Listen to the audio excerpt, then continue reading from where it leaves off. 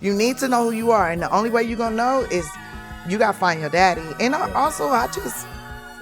know, I just really, like, I could still remember being 3 years old, 2 years old, and like laying on his chest and him holding me and him singing to me and him speaking to me in Tigrinya and like him squeezing my calves, a little girl squeezing my calves, and I still miss that. I wanted that, and like, even when I found him, I was like, can you squeeze my legs? 154, we all connected, baby, you already know.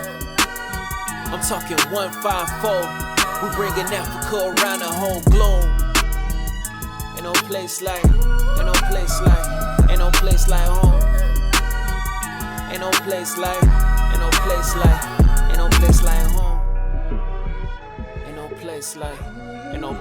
Ladies and gentlemen, welcome to another episode of 154. Today's guest is one of Hollywood's brightest, funniest, and most fearless stars. She is an Eritrean American icon, an Emmy, Grammy, and NAACP Image Award-winning stand-up comedian. Look at all those adjectives.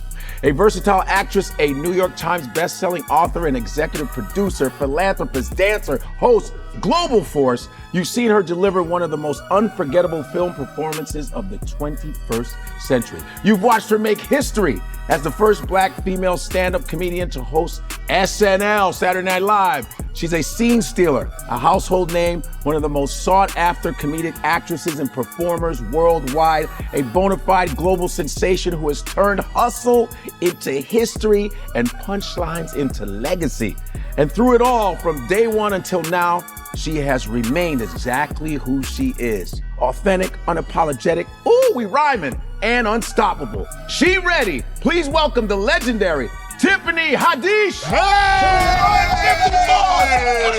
Hey, am I getting it? Okay. I'm trying to get that. Yeah, you got the. There we go. Man, it's Tiffany! so cool to have you here on 154. So great. Now you did with some inside stuff. You was like Haddish. Is it Haddish or Haddish? It depends on where you from, who you are. Okay, so Yeah. Eritreans would say Haddish.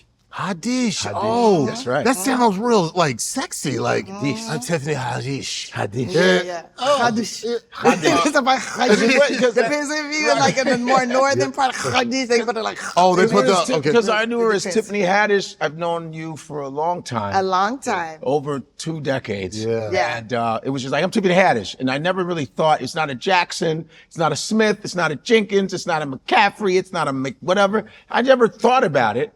And then when she brought it up, I said, God, that makes sense now. But yeah, I try to keep it simple for Yeah. people. Right, of course. Just try to keep it simple. Especially back then, I was just like, just keep it simple. Don't be too complicated with people. Just let them get to know the basics. Yes. Right. And then, then you open up for Well, them. I'm Godfrey because they would screw up Danchima. Yeah. They'd be like, give it up for my man Godfrey. Godfrey. Yeah, but I remember the first, I was like, what is your last name? And you was like, Danchima. And I was like, oh, Danchima. And you was like, you can say it?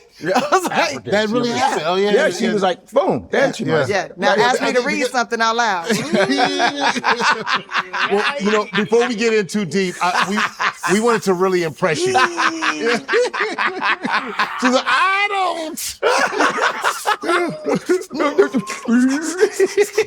Man, she hyperventilated. Okay, we gonna make you feel comfortable, all right? Yes. So we wanted to honor you. We knew you were coming in town, so we said, all right, let's get some of the local, like fresh stuff straight from Eritrea. We have Dabo Kolo. Did I say that right? All right. Dabo Kolo. And we have homemade honey wine. This is an Eritrean staple right African here. booze farm. Yeah. When it's homemade, it means that's actually called mess. It's mess. It was mess. We got that mojo, that messy. illegal stuff. It mess. I've never had this before, so we wanted to just do a little cheers and toast. Oh, dang, wait. To have You you see in- that little smoke? I like the coming off? smoke out there. That was dope. What's that about? Hey, that's for you. That's African spirit. That's all for you. You tell me when to stop. Stop. Okay, and you see how I do that little? That right there, I'm getting pregnant just off that right there. That's it. She pregnant now. She pregnant.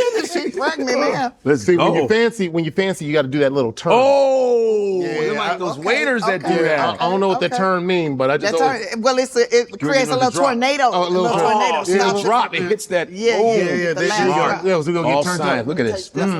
I've never had double colo. Let's see. This is good. It's almost like the Eastern version of chin chin. We have the Western. Ours is bigger. Oh, that's really This is good. delicious. That was really good. You know what this remind me of? When I was teething, how my mama used to give me these little biscuits. Oh. When I was teething to chew on. That? This is like, Trix, the cereal. No, it is not like Trix. No, because Trix will mess up your mouth. Pebbles in East This Africa. tastes more real. Fruity Pebbles in East Africa. What's going on here? Is this where cereal came from? I knew it was African. It tastes more real, Cereal man. came from Africa. I knew it. I knew it. Everything comes from Africa. All right. Really good. Toast. All right. Success and abundance too. There you go. Success and abundance. Yes. All right, first time for honey wine. Here we go. Okay, y'all. Y'all making me break sobriety.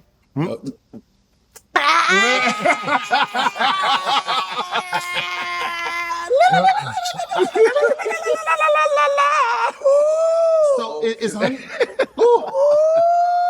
Oh, that's good. Ooh la la la. Okay, hold on now. Sorry, you scared, huh? What did that take you? What did that take you?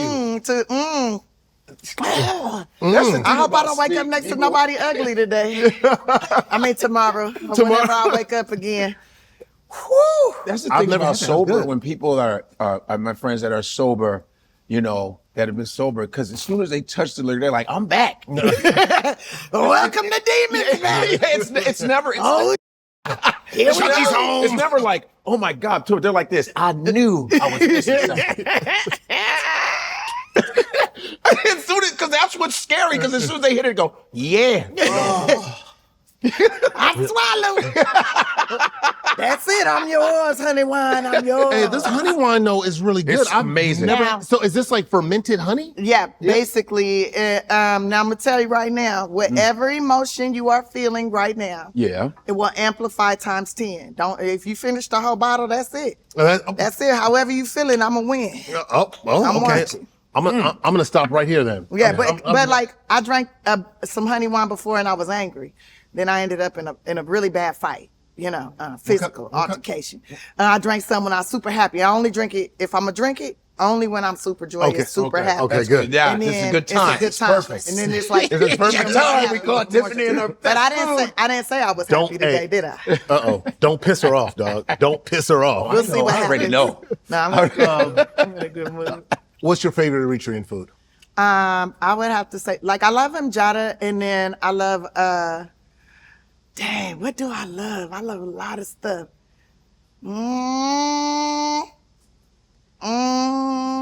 Sambusas, but that's more like Sambusas Ethiopia. is great. It's more Ethiopian than Eritrean. Do you know how to make any of it? Yeah, I know how to make a lot of stuff. Oh, really? Yeah, I know how to. I didn't Yeah, know I that. do. I know how to cook. No, I know you know how to make cook, but I didn't know he injera. was cooking. I know how to make the the tidbits and stuff. The and the chicken. and the beef chicken and with the the Lentils. awazi. I love awazi. The Okay. awazi seasoning. you get this- and like I've never had. This is. I like You've the never had the literally- lentils. This is the first time I've ever had East African. You food. got to eat it. Yeah. Yeah. Well, So I gotta what? come over. Yeah, I'll cook something and have you guys come over. How long you been in town for, Godfrey? Oh, I'm leaving very soon, Okay, but that's- I'll be back. Oh, yeah. I'll leave tomorrow myself. But, when I get back. Okay, all right. You know what? In 2 weeks, because I'm taking myself, I got a Groupon. I'm taking myself to an island. So She's always doing yeah, that. I'm taking myself On a to an island. Groupon? Yes, on a Groupon. My dog died on Valentine's, and so. To celebrate her life, I'm taking myself. Sleeper, Sleeper. I got pictures of you One and that would Sleeper. always lay down, Yeah, that always let you rub on the her belly. Yeah, she passed away, 19 years old. She was long as a long Yeah, time. I would be a great mom. I'm a great mom. All my dogs live a long time. That's very true. All my animals live long. But, Oh, is that because you're rich? No, that's because I take actual care of my Love animals. them. I care for my animals, my plants. Like if you eat anything out of my garden, you'll be like, yo, this is delicious. Cause like I talk to them, I pour my heart into these things. And Her plants grow with attitude. That's how they come out the ground like they this. be like, Tiffany, I'm here. Here the apples. I got your nutrients. I noticed your edges was getting a little thin. okay, so I put a little extra keratin in here for you. Like, yeah, my plants is fire. Like everything, I feel like all the life that I bring around me is like, so like, I just love it all. Everything alive around me, I love it. And you can see it. And like, it's evident in the people that I allow around me. Some people I be allowing some bull. But every garden has pests. Right. Every garden has pests. Every garden has pests. Every garden has pests. And sometimes you need those to, counteract and strengthen your plants and to strengthen you. And we all work together. And I miss my dog so much. So in order to celebrate her life, and celebrating that I did such a good job with her, I'm taking me on a trip to an island. Oh, that's good. That's really cool. I mean, it's a great way to have that kind of celebration, and being able where you can have that time to yourself, on the remote island. She would have me, I would dog sit. Remember, when her other pit bull and that dog would just lay down and go, pet me. Yeah. He would come up to me and go. In my mind, it was keeping him from keeping out of my house. There's 2 already here, man. I already had 2. 2 here already. I was like, you cock blocking, man. Yeah, they were like, cock blocking. Yeah, he would try to bring somebody over. The girl, my dogs would be all up on the girl, like all up on him. Yeah. Why you need her titties? There's no titties right here. I got 8 of them, player. I ain't not coming in here. I ain't coming in here. I want to talk you like white? I'm white. Remember, Facts. she was white. And my gray dog too. Yes. Dreamer and Sleeper. Yes. So they both gone now. And now I don't have no responsibilities when it comes to those type of animals anyways. But. Well, rest in peace for your dogs. I want to talk about your Eritrean roots because I remember I found out very later on in your career, and I was like, it's just always cool to know somebody connected to the continent in that way. When was your first time to Eritrea? My first time was in the top of 2018. Okay. I went to go bury my father. And I was supposed to go beforehand, but it didn't work out. Like me and my dad were supposed to go together, and that didn't work out. But going there, and I was smuggling my dad in. Like the way that I was doing it was not the right way, but it was the affordable way. It's against the culture, against a lot of things. But I was doing what my daddy told me to do. I was being obedient, right? So like cremations is totally against the culture. You're not supposed to cremate nobody. But my dad said to do that because he's like he didn't raise me the way that I should have been raised. It's things he should have done that he didn't do. And he was like, I don't want you spending a lot of money on me. I do want you to put me with my mother, but I don't want you to do this and this and this. And then, so I did. I was obedient. But you can't bring, I hope I don't get arrested for this later, but you can't you're not supposed to bring ashes into the country of a human and all these different things you're not supposed to do. And it's like a lot of stuff's supposed to happen. But I just had them in a really beautiful urn in my backpack. As I went through security and stuff, and I was talking to my backpack, whatever. And then, the aunties, they were very upset. It was a lot of people. They was upset with me, but I did what I did. But I spent quite a bit of money to redo my grandmother's grave. Like their tombs are raised up, right? Kind of like little mausoleums, if you will. And, I had, it was stone, hers was stone, and I had it all converted over to marble. And then had her picture on there, and I had his name put up there, but I didn't put a picture of him up there. Maybe I should have did a picture too, but and I put both their names, and then I put him inside the crypt with his mom. And that was something. That was my first time there, and my aunties, and they're like my second aunties. They're my great aunties. Okay. Really, my grandmother's sisters. Okay. And they was in their feelings or whatever, but I'm sure that they could. I was being obedient. You were being obedient to your father and honoring him in that way. You've traveled back and forth since then. Yes, yes. And every time it seems like it's more and more advanced. The first time I went, I felt like I walked into an episode of African Mad Men. You remember Mad Men? Oh yeah, the 60s. You know what I'm saying? Like I walked into the African version of that. Right. Like the way the buildings looked, the way the cars looked, the way everything looked. It's like it had paused in time, which it kind of did. They was on a sanction list, and now they don't have a lot of Europeans there. It's us. Yeah. It's a lot of us, and I feel like everybody I saw looked like somebody I knew in America. I don't know if you ever feel that when you go to Africa. Oh yeah, Nigeria. Yes, of course. And so that was like super amazing. But it's like they were more beautiful, more to me it was they weren't flashy or loud. It's just like a better version of everything, I felt like. But then there's some like tore up things about it, and I was like, ooh, if I come back here, I'm gonna do this, I'm gonna do that. And I've been doing little bits and pieces as much as I can, as much as I'm allowed to do. But every time I go back, I feel like they've like moved up like 10, 15 years. Which is cool. Yeah, Like, it's always cool to see that progress. Yeah. People are like, oh, damn, I remember when I came here last time, this was that. Yeah. And it's like I was gone 1 year and then I come back and the women are wearing jeans. I'm like, what? Like, Nice. and I feel like they be copying my outfits, but that just could be, that's my ego. That's not probably not true at all. But What's the culture? What's the culture like there over there? Like, what's some of the cultural differences? I've not had the opportunity to go to East Africa yet. I've done North. I've done obviously West Africa. I've gone down South, but I've never done East Africa. What's that culture like there? I feel like it's conservative. I feel like, but it's fun. I feel like it's wholesome. I feel like there's a filter for sure. Not like me, but then I don't know. I don't understand all the language, so they could be like me, and I just don't understand everything. I love the way the women dress. It's like, it's conservative but sexy. You know, they have their like hijabs and everything like wrapped up. But it's like, it's a silhouette, and the like hardcore Christians wear like a lot of white and stuff. But also I was there around Christmas time, so it could just be towards the time that I was there for that particular occasion. But I feel like everybody always wears like a head wrap, which I like, because if the wind blowing or your head, like, you don't really feel like when they wear that. because you give face, right? And that face is like, you really see what God did. Like, boom, God made, bam, look at. If you fly, you fly. I don't care what it. But is it heavily Muslim or just heavily Christian? It's Muslim and Christian, like almost both, and it's equal. like everybody's living amongst each other. And there's no clashing. Is there? No, not that I saw, not that I noticed. No clashing. Like, everybody lives in harmony with each other, respects each other's, like how they do what they do. It seemed very respectful. There's not a lot of, from what I understand and from what talking to the people in my own personal research, not a lot of like murder and crime and stuff, because like you go to jail. Also, everybody knows how to kill.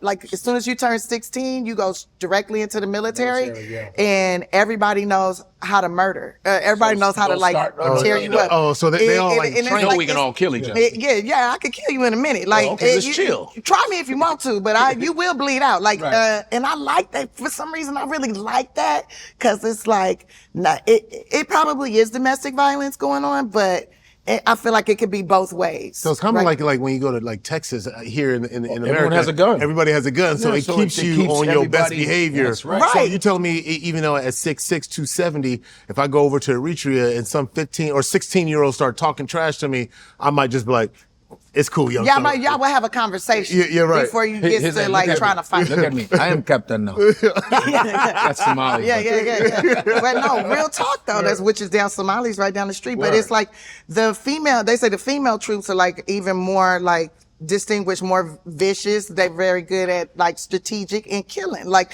so it's, it's just, I kind of want to be I kind of want to just to learn, just to have a skill. Did you see any of because I know there was the Amharic and Tigrinya war, something was going on. The TPLF and Did you experience any of that? Did you hear anything about it? I mean, I experienced it online. Oh, okay. That's so I mean, it's like an online thing, but and I heard a lot about it, and I listened to the people tell me stories and all of that.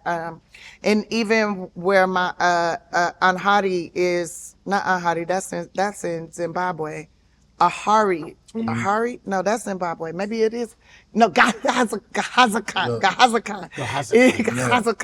is my grandfather's village.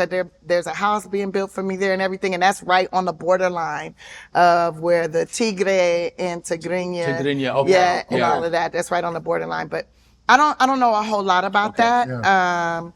I don't deal with those type of politics. Yeah, right. I'm a businesswoman. Well, one thing that is a little political, and I believe you've kind of gotten yourself into this.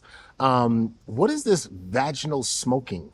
Like, have you gone to vaginal smoking? Is that vaginal which smoking? Instantly made me feel like I visualized my vagina as like puffing on a cigar or a blunt. Like instantly, I thought of my vagina smoking a fat blunt. Like. That's the visual that I had, and I'm like, Or vagina talking with the cigarette. Yeah, like, man, you trying to get up on this thing, what you want to do? Well, you better know what you're doing. what is vaginal smoking? It's like a spa treatment. First of all, I don't even know if it's called vaginal smoking. It's called tish. It's a tish. Oh, tish. Yeah, tish. Oh, tish. And, What's tish? And it's basically, you know how you sit in a sauna? Yeah. And you know them kind of saunas that look kind of like a toaster oven cover? Yeah. Okay, so they kind of make their own version of a toaster oven cover with like a tarp and stuff, you know, like big blankets and everything. And there's like a hole in the ground. And there's wood in that hole, okay? In that hole, and it's like certain woods, or maybe driftwood, just some old wood. It's wood up in there, okay? Okay, It's, like acacia wood or we something. we hope it's cedar wood or something like that. You know, something delicious, pine wood, something, but it's wood in the hole. Okay. And you have like a little chair that you sit on, like a very small like bench that you sit on. And they put this tarp around you, like a toaster oven cover, and they burn that and you smolder it, and then it smokes. And then they put l'chaim. L'chaim is a butter, a certain type of butter, all over from your head, all the way down to your feet, and even some inside. Whoa, right? Inside. It's like you basting. It's kind of like you making a turkey, like a Wow, butter up in your cooch.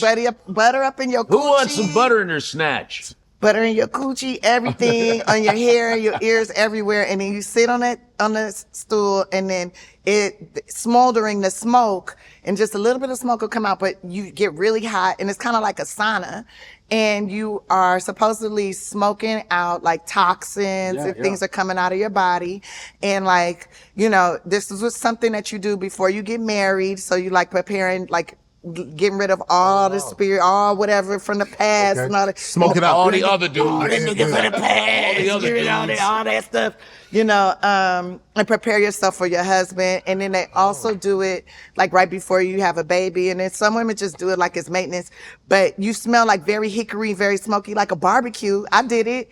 And like men was like, oh, hello. Like they was like attracted to me. And I was like, dang, I might should do this in my backyard.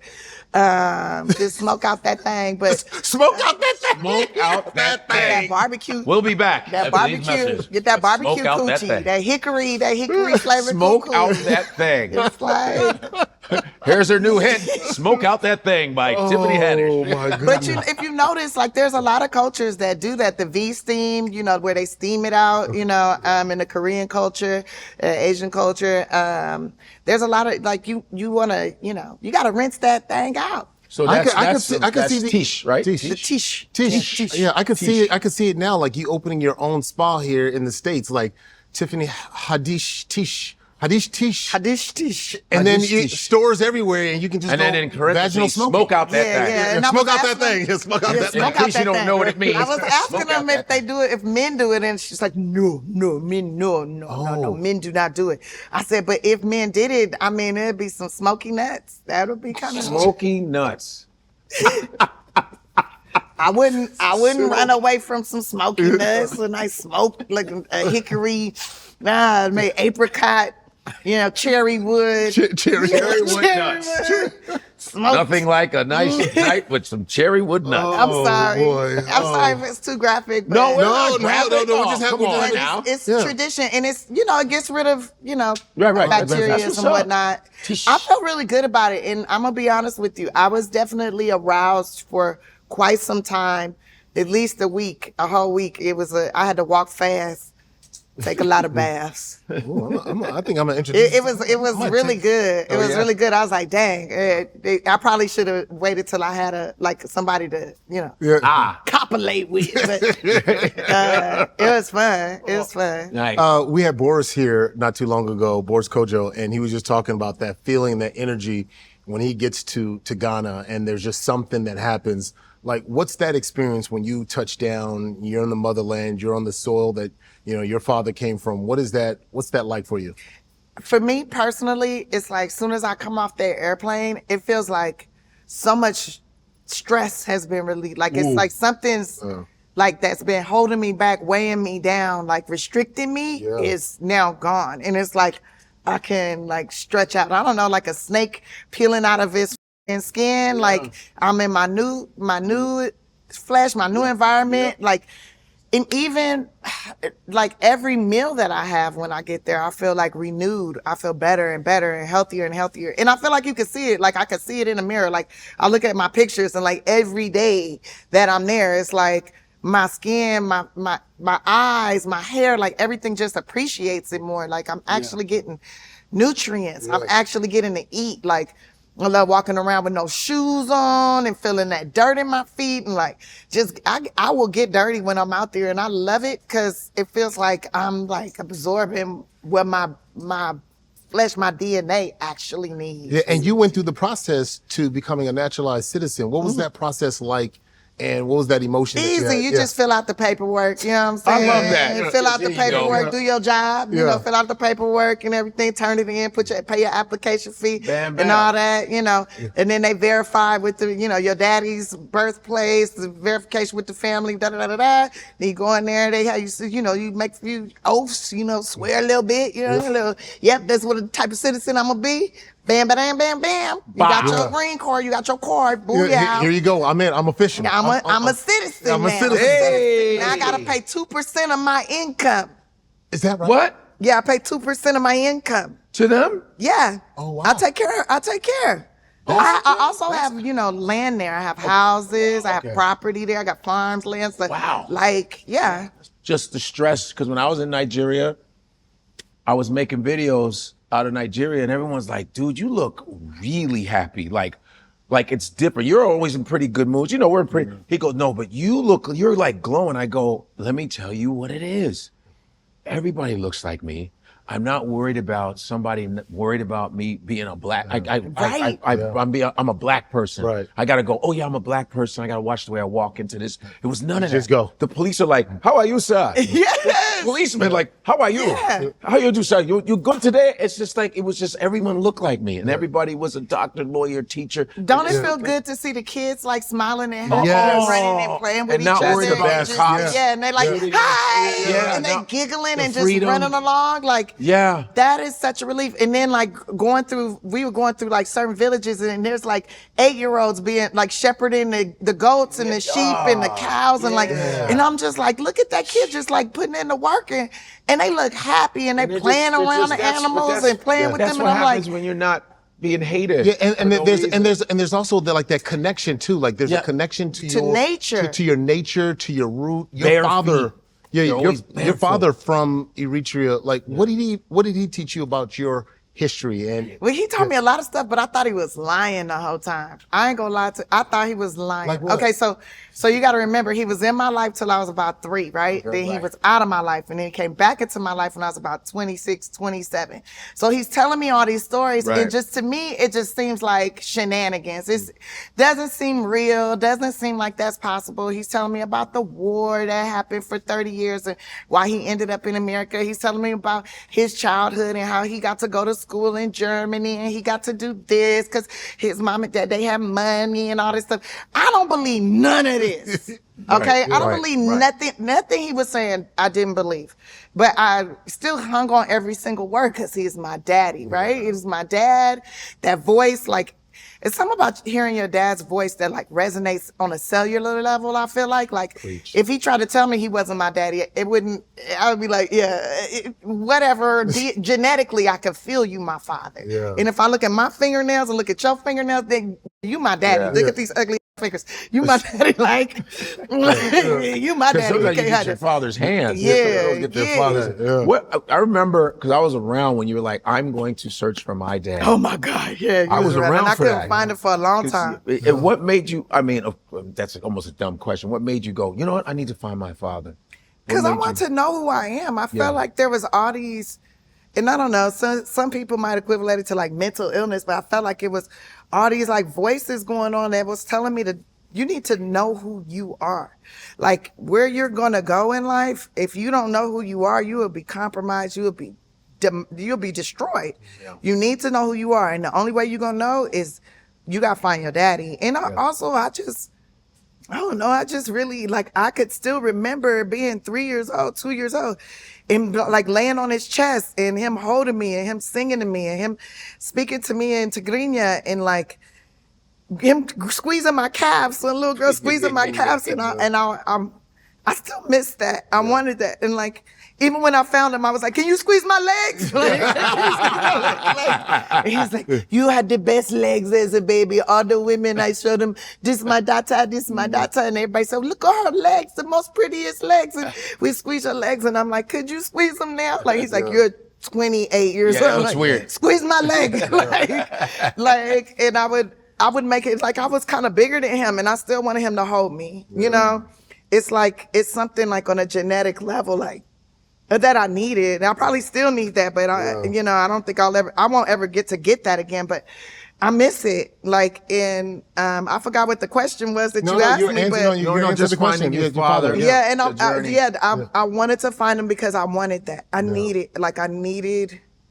wanted my father's love. You want tissue? Yeah. No, my skin will absorb these tears. No, give me that. I'm an X-Men. All this money spent on this cute like that. No, but on a genetic, like I wanted my father's love. I needed it. And I feel like I had made by the time I met you, I had already made so many mistakes looking for like that father, that daddy love that I had like compromised, I think a lot. I compromised a lot just because somebody told me they cared about me. Yeah. They looked out for me, and I was like searching for all these things in these older men, and they weren't, they didn't give a about me, you know? Yeah. And I was like a little puppet.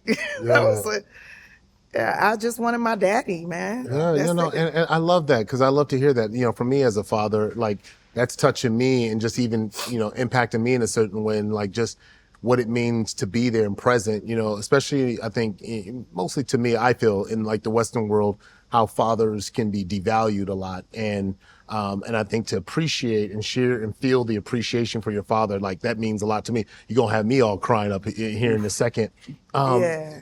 You know what's crazy is my dad used to always say, why are you so good to me? Why are you so kind to me? Like, I could tell he's like riddled with guilt, because like in the culture, your job is to raise your children. As a father, you need to be there. And he was not there to raise me, but he like came back around. Well, I found it. Like I got him back in my life. Did he tell you why he left? Well, he was scared. He left because he was scared. Like my mom was threatening to have him deported. He was doing some illegal things, and he was afraid. And so he was kind of like on the run, and he said he was scared. He was going to kidnap me and take me back to Africa, but then he was scared to go back to Africa because he was afraid he was going to be locked up in prison, and then who was going to take care of me? So it was like, where do I go? And he's just like kind of rolling around out here, and he would check in every so often and write letters to my grandma. My grandma would send him pictures and let him know that I'm okay. But like I was telling him, I said, don't feel guilty, Dad, because like I grew up the way I was supposed to grow up. That's why I have the heart that I have. But I feel like it would have been so much easier for me and so much better if you would have been there, even if you couldn't feed me, just to give me a hug, just to tell me that you're sad today. Like, that's something I guess I'm grieving right now too, guys. Like, I feel like absolutely. we're talking about things that I've lost here. And, I just really, Want another one? No, this one is still working. Give me that one. But, I tell him, don't feel guilty, Dad. Don't feel guilty. Like, God planned this. Like, this is supposed to be like this. Like, I needed to go through everything, living in the foster care, living in everything, because that's what I was supposed to go through so that I can be who I'm supposed to be. But like the fact that you're here right now, like teach me everything that you can, like hug me as much as you can, like give me a kiss on the forehead like you used to when I was a baby. He said, you remember that? Wow. You remember those kisses? I'm like, that's like my favorite thing in the world. Yeah, I remember those kisses. Like only my daddy kissed me on my forehead. Yeah. Like, oh man. And I never forgot that. Yeah. And I missed that. And like, I really want people to know, like, you might not be capable of being the best parent in the world. And it's not about all the things that you can give. It's not about all the things that you can give and the houses and the food, all the stuff. It's really about just being present.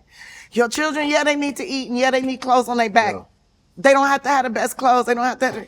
Just you being there, loving them, sharing your history with them. Like every time I got to see my daddy, I'm like, tell me a story about when you was a little boy. Tell me a story about when how'd you get to America? Tell me the story about he was like, dang, I'm not the storyteller. This is not my job to tell stories. I said, it is your job to tell stories. You my daddy. I didn't get to grow up with you. Yeah. So now you have to tell me everything.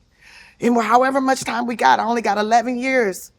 And I'm like, appreciate every single one, even though some days I would call him drunk as hell, crying like, you up, you left me behind. I made so many bad choices because you up. And then he's like crying with me on the phone. And then like, I call him in the morning, like, what's up, Dad? How you doing? He's like, what the is this?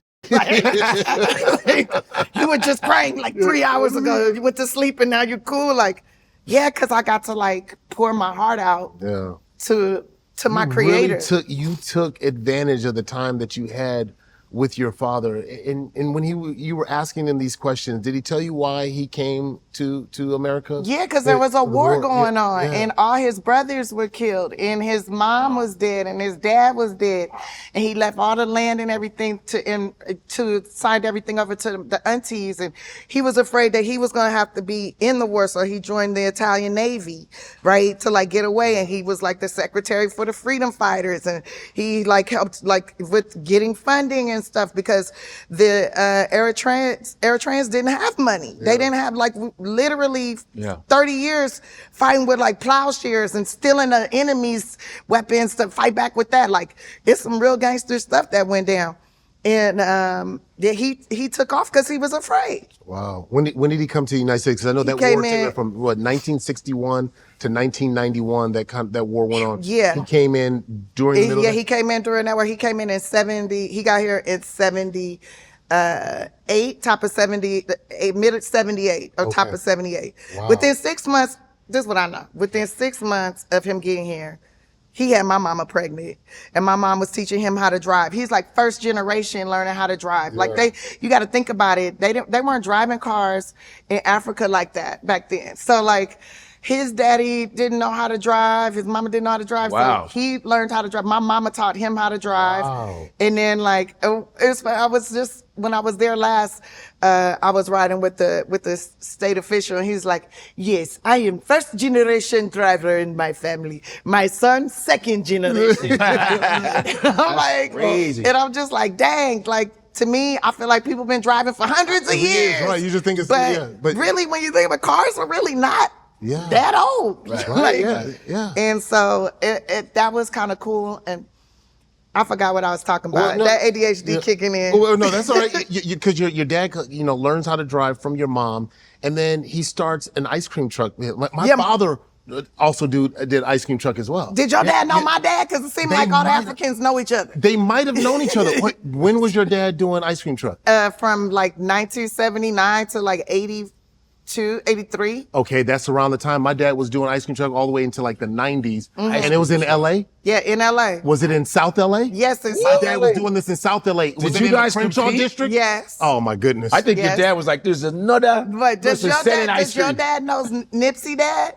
I don't know. I don't know if my dad knows Nipsey Dad. Wow. They might have. Because my dad came when Nipsey's dad came. Wow, so they all knew each other and stuff. And my mom is the one that was like, you doing an ice cream truck. That's what you about to do. You about to do an ice cream truck to make money. So she taught him how to drive. He didn't have no driver's license. And she got the ice cream truck, and then she would fill it up with like, the merch or whatever. Yep. And he'd drive around and sell the stuff out the ice cream truck. Oh man, my dad With the music playing? Yeah, with the music.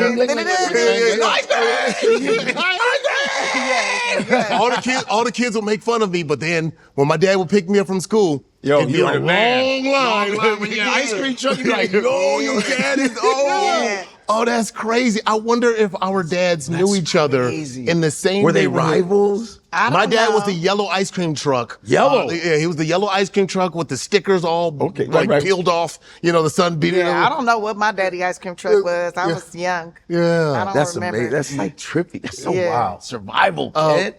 So you were starting to do your dad's accent. Like, how long did it take you to pick up your pop's accent? Not long, but I don't think I do a very good one. I don't do it very good. I kind of don't want to do it, but sometimes you can't help yourself. Yeah.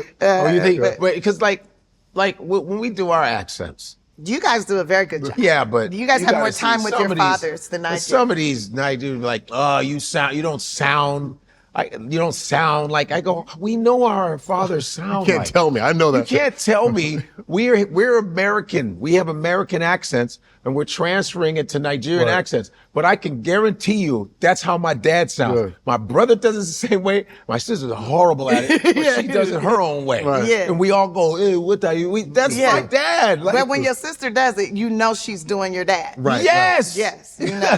You know. You know, I find that too, you know, even with languages and stuff, like your father, because I know a lot of Africans speak multiple languages. Yeah. Your father spoke multiple languages? Yeah, he spoke like 8 languages. 8 languages? Yeah, he spoke like 8 languages. Italian. Yeah, he didn't mess around. Yeah, he spoke Italian, he yeah. spoke Tigrinya, he spoke Amharic, he spoke Arabic, he spoke Hebrew, and he spoke German and a little Spanish, and then a Farsi. He could speak Farsi. Wow. Yeah, How many Iranian. languages do you speak? Okay, well. Okay. Speaking of languages, Nihonga ga skoshi wa karimasu ka? you know how I know. You know I how don't know. she knows What she said- How do you know Japanese? Tell From me. the library. Remember I gave you. Yeah, you gave me that. I gave her CDs. Pimsler's. Yeah, he gave me the Pimsler's first language series. Pimsler. Yeah, he gave me the first Japanese Yeah. Pimsler's Japanese one-on-one. Yeah. Because I told him I went to Japan and did some comedy for the troops, and I said, I want to be on a Japanese soap opera, man. That was so good. You was like, here, take this. And he handed me the Watashi first wa one. American jin Yeah, desu. American jin desu ka? Skoshi wa karimasu ka? Watashi wa moshiro desu means very funny. Moshiro desu. Yes. Yes, Nihonjin desu is Japanese. Yes. American. You know what? No. Time Yeah, out. son. Time Yeah. out. Tomorigato. Tomorigato.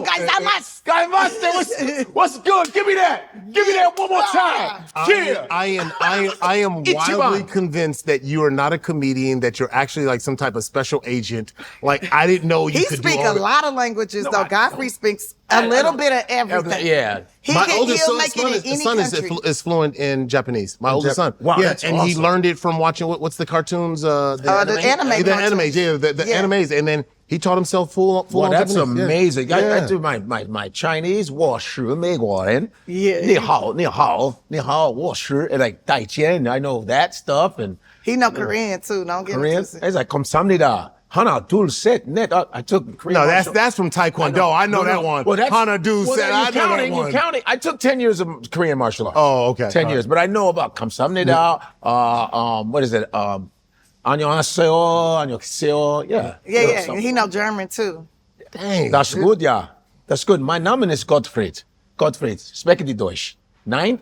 Oh, ja. Guten Nacht. He know how to speak Italian too. Yeah, yeah. You just setting him up. Mi chiamo Gottfredo. Mi chiamo Gottfredo, scusa. Yeah, I'm trying to tell you, I know every little He something. also knows Spanish. Oh, yeah. Yo soy Nigeria americano. Sí, yo estudio español en mi universidad. Sí, colegio. Diferentes países. Sí, right? El español es perfecto, sí. And we're not gonna leave out the white people. He also know how to speak some Russian. Меня зовут Godfrey. Да, меня зовут. Yeah, очень смешной. That I said my name is Godfrey. I'm very funny. yeah. Moscow. And he Don't also get speaks Swahili. Yes. Sijambo bibi. Sijambo bwana. Yeah. I'm done. I'm done. He had no idea we were gonna sign do all this. language. My name is Godfrey. You know why he knows all these Sign is a languages? sign. So he could hook up with a woman in every culture. And I will get. He got all Godfrey for the babies booty. every It's all for the and I booty. smash- He do it all for the booty. I don't care. I smash all. Oh, you're international. He don't give a damn. He an He preferred that. I got all. Beautiful. Oh, beautiful. He loved it. So you were talking about yes. You were talking about Nipsey. So Nipsey Hussle, the late great Nipsey Hussle, he's Eritrean. You're Eritrean. Like, did you guys grow up together? Did you? No, we didn't grow up together, but I would see him around the hood and everything, and you know, he'd be like, "Yeah, I'm a rapper." We're like, "Whatever, little boy," like, whatever. And then I remember he was performing. He was opening up for Snoop Dogg, and he was selling his own CDs after the show. And I was talking to him, and he was telling me like all this stuff, and I was like, "Yo, I think your dad know my dad." And he was like, "You think so? You think so?" I was like, "Yeah, I think so." So then he was like, he talked to his dad. Then the next time I saw him, he's like, "Yo, my dad do know your dad." Like, and I was like, "Yo, that's crazy." Like, we probably like cousins or something. Like, And then like every time I would see him out or about, we would be talking about like kingdom building. Like, how can we build a bridge between Africa and America? What can we do? How can we use our gifts to bring everybody together to show them how beautiful Africa is? And he was talking about how he ain't been back since he was a little boy and he want to see and all this stuff. And I'm like, yo, I got the connections. I got the people that'll protect you while you're there, all of that. And, it's so funny. I remember I came back and he hit me up like, Tiff, I'm going. Like, give me all the people numbers, like connect me. And I connected him with everybody and he sent me these bomb pictures. And I was just like so proud. I was so proud of him. I felt like the best big sister ever. And I was like a little bit mad I wasn't there with him. And then he was like, yo, we got to figure out something. I was like, let's put together like a concert, like a festival that we could do there and like invite people there. He was like, did you know these people love like country music? I said, hell yeah, they love Dolly Parton. Let's see if we can get Dolly Parton to come through and like be the headliner. He was like, my nigga, Dolly Parton as a headliner, like in Africa. I'm like, but it will go. I promise you it will go. Like, we get you the weekend, we get Dolly Parton, like it would be crazy. Like, wait, is the weekend from Eritrea? He's Ethiopian. He's Ethiopian. Oh, wow. Okay. Yeah. Oh, wow. So he was like, all right, sis, all right, we gonna figure it out. Let's figure it out. So I started like making the calls and like getting things, like slowly getting things together. And then we were supposed to meet. And then like in the same time I was preparing to shoot my special. And then I get this call, like he got shot down the street. Like, don't go outside. I'm like, I live right down the street, like from where he passed away. Like, literally like 2 mile and a half. And I'm like, no. And the whole block was packed. And I'm like, how we gonna do? What do I do now? Like, sometimes I feel like I be needing men to be my leader. Like, and I don't really need men to lead me, but it just feels more comfortable when I'm in alignment. Like Godfrey, I'll be like, Godfrey, help me with this. Like, come through, like, what should I do? Like, God, like, I just feel like I create better and I'm like stronger if I have a partner. Like, and they don't have to be somebody I'm laying down with, but somebody that like just has the same vision and like, it's easier when it's men involved. Like, my girls too, but like when we got a leader and then it's like, man, the leader got snatched. Yeah, that was a tough one. That was super hard. It was super hard. Super hard. And also too, because what he meant to the neighborhood, you know, because we from the same hood, same neighborhood, and just like how, I mean, I'm getting chills right now, like goosebumps, and just what he meant to the entire culture, but to that neighborhood. He lifted and elevated it in such a way that, you know, like you go, how, like why, like why would that happen? Because I really feel like because he was like showing everybody like, hey, you can own where we at. Like, get the land. Like, he was getting the land. He was building. He was creating like educational places, and it's like sometimes I feel like, yo, I want to do so much good. I still live in my community. I still live down the street. Like, I want to do all these good things, but it's like, I need to seem like I'm kind of failing and like that I'm not really doing the good things, even though I am doing the good things. Because if I really like put it out there, like this what I'm doing, they're going to try to take you out. It's facts. They're going to try to take you out. So it's like, all right, let me get this white person involved. Let me get this Hispanic person involved. Let me get this person involved and kind of give them the credit, kind of give them the shine. Like, and like and make sure it's always a nice mix. So you can stay alive. What do you think that comes from? Like, it's fear, jealousy. Like, you know, the number one threat to the American fabric is a black man's black progress. Black progress, collaboration. You know, our unity is a threat to some people. They count on us staying divided. Because this is a guy, Dr. Henry Clark, famous black historian, said, we don't have friends in the world. Black people don't have friends. We have to count on ourselves. But they've made it to where we hate each other so much. Look what they've done with Africa. Africa is the only continent where, you know, they had that meeting back in the Berlin. day. Berlin. Where you can't even go next door. But in Europe, you can travel by train anywhere. But we have to use a passport to get to the next, to our brother next door. To climb over a mountain. And they did it on purpose so we can have our own ideas. We can be separate from others. They did a good job on us, and with African Americans, with Caribbeans, And colonialism. That is where that comes from. And you even see it more too. Like even like sometimes like if I'm looking at your page and some of the dope content that you're putting out, and you can see how it it divides. I just experienced my first thing for the first time, and you see how the people start coming after you, and I'm like, I said this is on Black History Month, right? Really, right? And they can just take something and flip it, and you go, why is that? Because when you said that, I knew what you meant, and I'm like, what's wrong with our own success? And when you think of Nipsey Hussle, I think about like, I'll just never forget him shooting one of his videos in front of my mom's shop. And then just the type of income, just for doing his video in front of my mom's shop. Helped everything out. Right? Like, you didn't have to do that. You could have rented a studio and did it somewhere else. But Nipsey Hussle decided, I'm going to do it in front of my mom's shop. You know what I'm saying? And like, that to me, just talk about like people who knows how big and what their impact is in a neighborhood, and say, look, my job is to help the next person out. Yeah. I've always felt that about you as well. You know what I mean? That's all she ever does. Yeah. It's with with her grocery store. Yeah. Because we have a lot of deserts, grown food deserts in Black neighborhoods on purpose. Yep. And that's why they'll put in those little bodegas with the liquor and the smoking. And we don't have, a lot of Black neighborhoods don't have a Whole Foods or a big grocery store, because they keep them, man. Oh no! Before you say that, we got the big grocery store, but they redline the food. The quality of food you get is different than what the quality is at the Ralph's 4 miles away. And they charge us more. It's sick. It's starving us. Like, and I'm like, if you starve a person the right way, where they eating stuff that's coming out of a paper, plastic bag and stuff. If you eating a chemically processed food, now you got the chemicals attacking your brain. If it's attacking your brain, it's attacking your ability to process information, to properly think, to deal with your emotions. Now you committing crimes that you don't even know why. Why are my relationships so toxic? Why do I have to have alcohol so that I can walk outside the house? Like, and it's because of all, like, it's a war going on and people don't even realize. Yeah, let's and we talk about spiritual warfare, and the devil always come through you through the food first. Every time the devil ever attacked was through food. Every single time.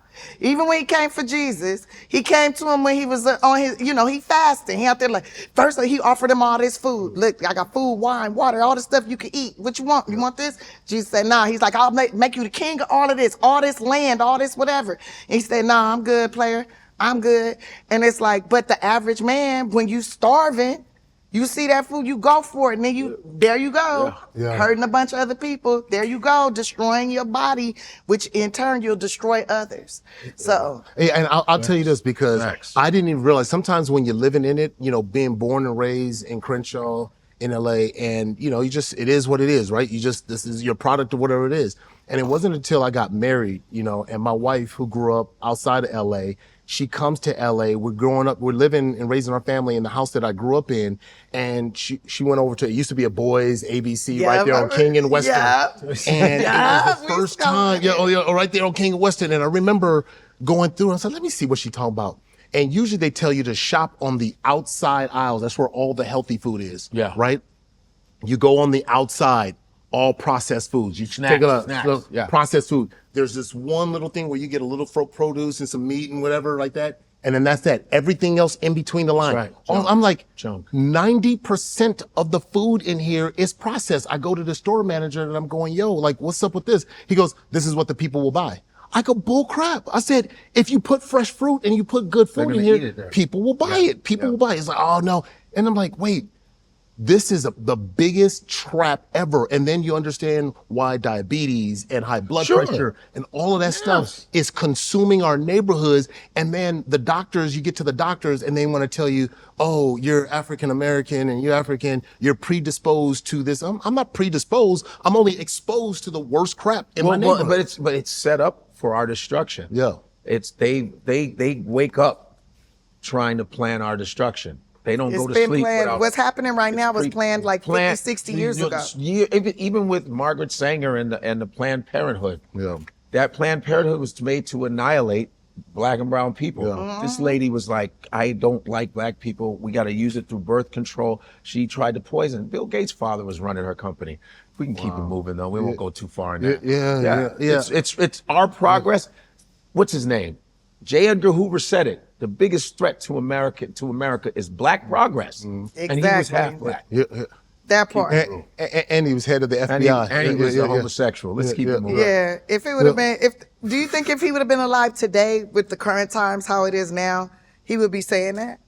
If he was able to dress like how he liked to dress, if he was able to go to work in girls' panties and a bra and a dress and all this stuff and wear high heels and be like out there, do you think he would be saying black progress is the biggest problem? Or would he be saying like, you know, transgender bias is the problem? Right. Or what would be the problem, do you think he would say? J. Edgar Hoover now? What you think? That's a good ChatGPT question, right? You know, ChatGPT would be like, I can't catch J. Edgar Hoover on filming him. There go J. Edgar Hoover. Look, there he is. Like, put it down. Put that camera down. Get that out of here. Damn camera down. I'm going to send my for you.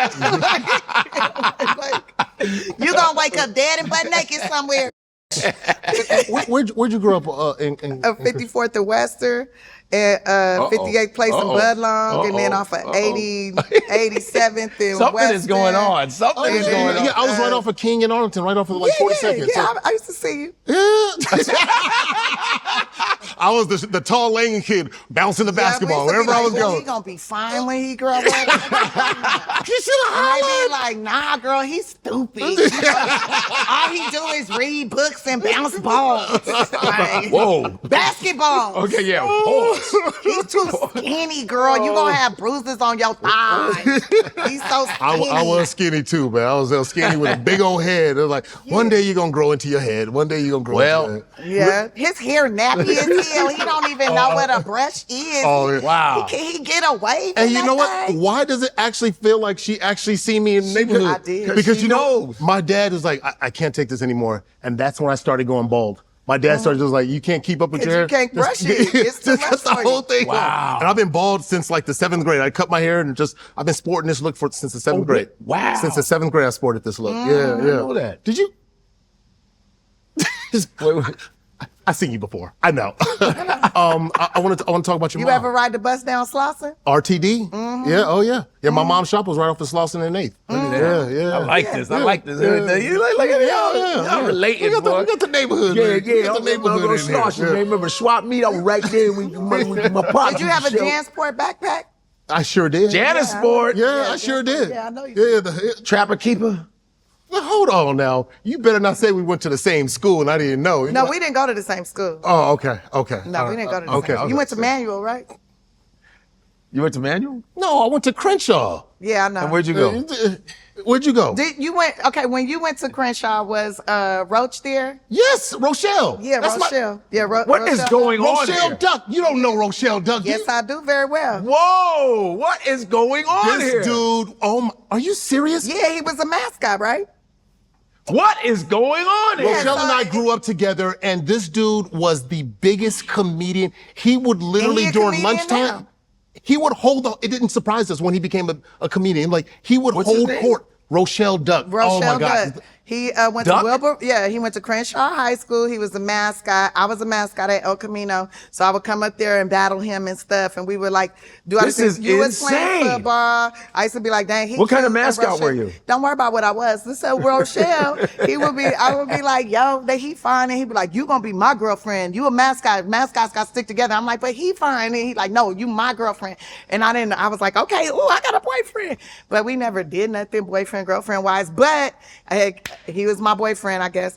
And we used to go to Maverick Flats and do comedy shows. Right off of Crenshaw. Yeah. We used to go in there with fake IDs and do comedy shows. We used to be on the bus. You was around too. I used to see you. And you know Chocolate. Yes, Chocolate. Yeah. Yeah, you know, like a lot of the people. And then remember the boys that used to be the stripper boys? They try to be strippers. I don't know that. You know who I'm talking about. Oh, wait, they had the dog collar. you talking about the brothers? The brothers. Yes. They ended up working at the right track, and I would go support with my fake ID, and go in there and put money on things. But Yeah, we used to be at the same little get-togethers too. I know You guys were I'm supposed to be interviewing, but I'm like, you were in the same area all the time. The entire time, yeah. That's crazy. Yeah, I can start calling out some names. I'm not gonna do that while we're on camera. Okay. Oh yeah, that's Rochelle insane. gonna call me like, yeah, man, you didn't know.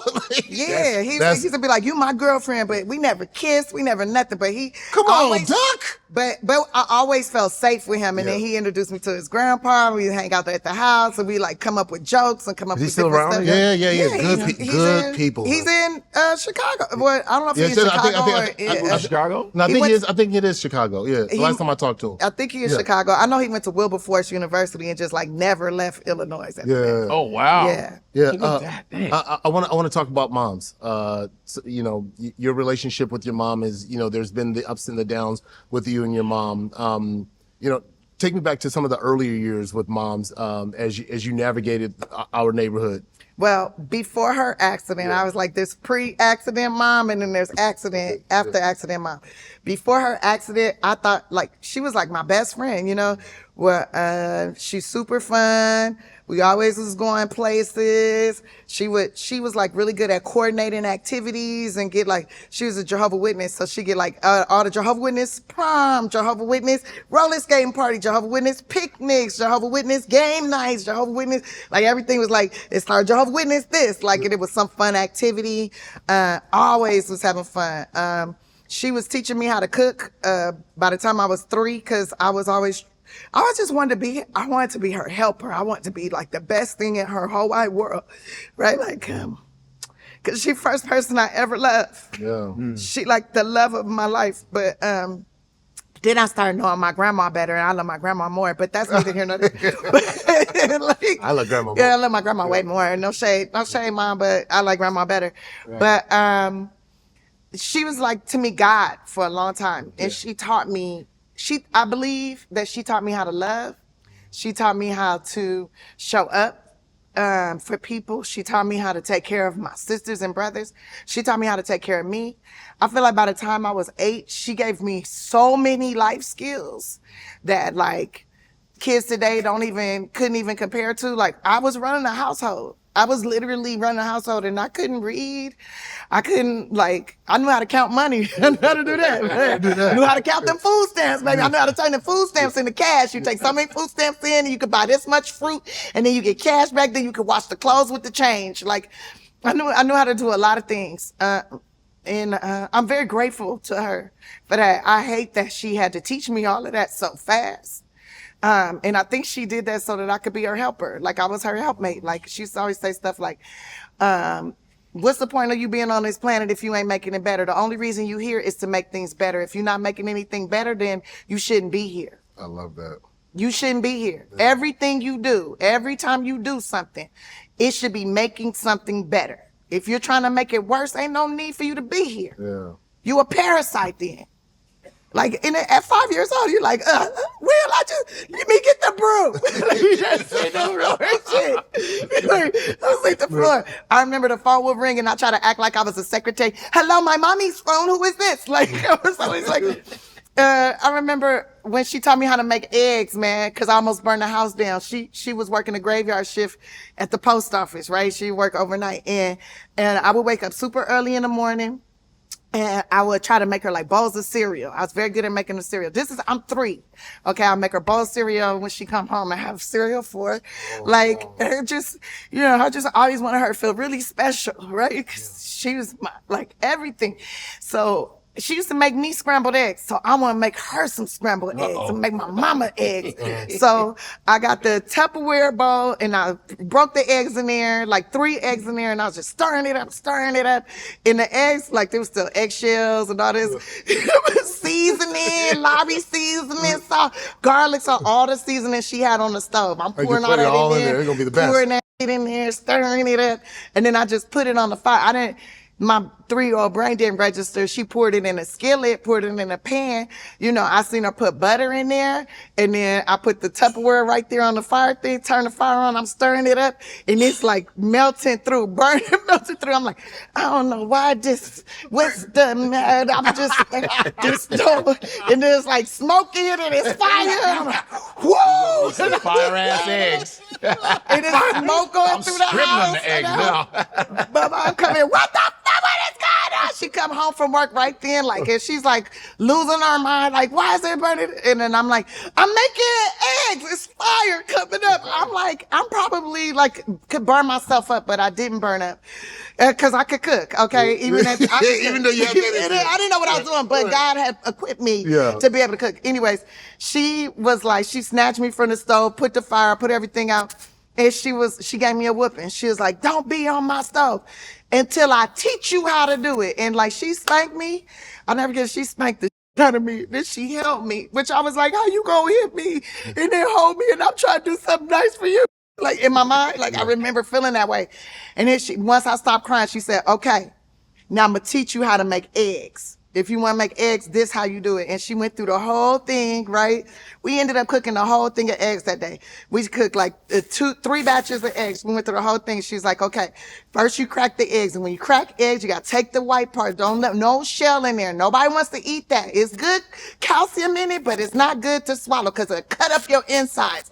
You don't want to cut up your insides. We put the eggs in the garden so it cut up the snails and the slugs. So then we go outside with the crushed eggs and we breaking it up around the avocado tree and the bell peppers and stuff. It was so much fun. Like she lit my ass up. Yeah. She lit my ass up. But then we had so much fun, and I learned how to scramble eggs. I make the best eggs. Don't play with me. I know how to cook. And that's probably where you got your garden from too. Like yeah, that comes from my mama and my grandma, and my grandma got it from her mother and father, and they were sharecroppers coming from Kentucky and Tennessee. They came in the wagons in the 20s to California. So like and Wagons in the 20s. Yeah. And then your mom was involved in this, near fatal accident. Because you talk about the time before. Talk about like what happened in the accident. How did that change everything? Well, where were you when you got it? Yeah. So we were living in Colton, California at that point. We had moved all the way out to Colton, and that's on the treacherous. I think about it now. Like he tried to move me far away from home. I know he up to something. Anyways, we moved all the way out there, and she still worked in Marina Del Rey at the post office. So she had to drive all the way to Marina Del Rey, and she would drop us off at my grandma's house every night before she go to work, and then pick us up at like 5 a.m. And we drive all the way back to Colton, and then I had to get dressed and go to school. And I was telling my mom this one particular day, like, let me babysit. I know how to make eggs. I know how to make rice. I know how to make hot dogs. I know how to make the baby's bottles. I know how to change the diapers. I know how to put everybody to bed. I know how to get to the water. I know how to lock the doors. I know how to answer the phone. Like, I know how to, mama, just go to work. Yeah. Like, it's too much for us to have to wake up so early in the morning and then come out of it and say, I can't learn like that.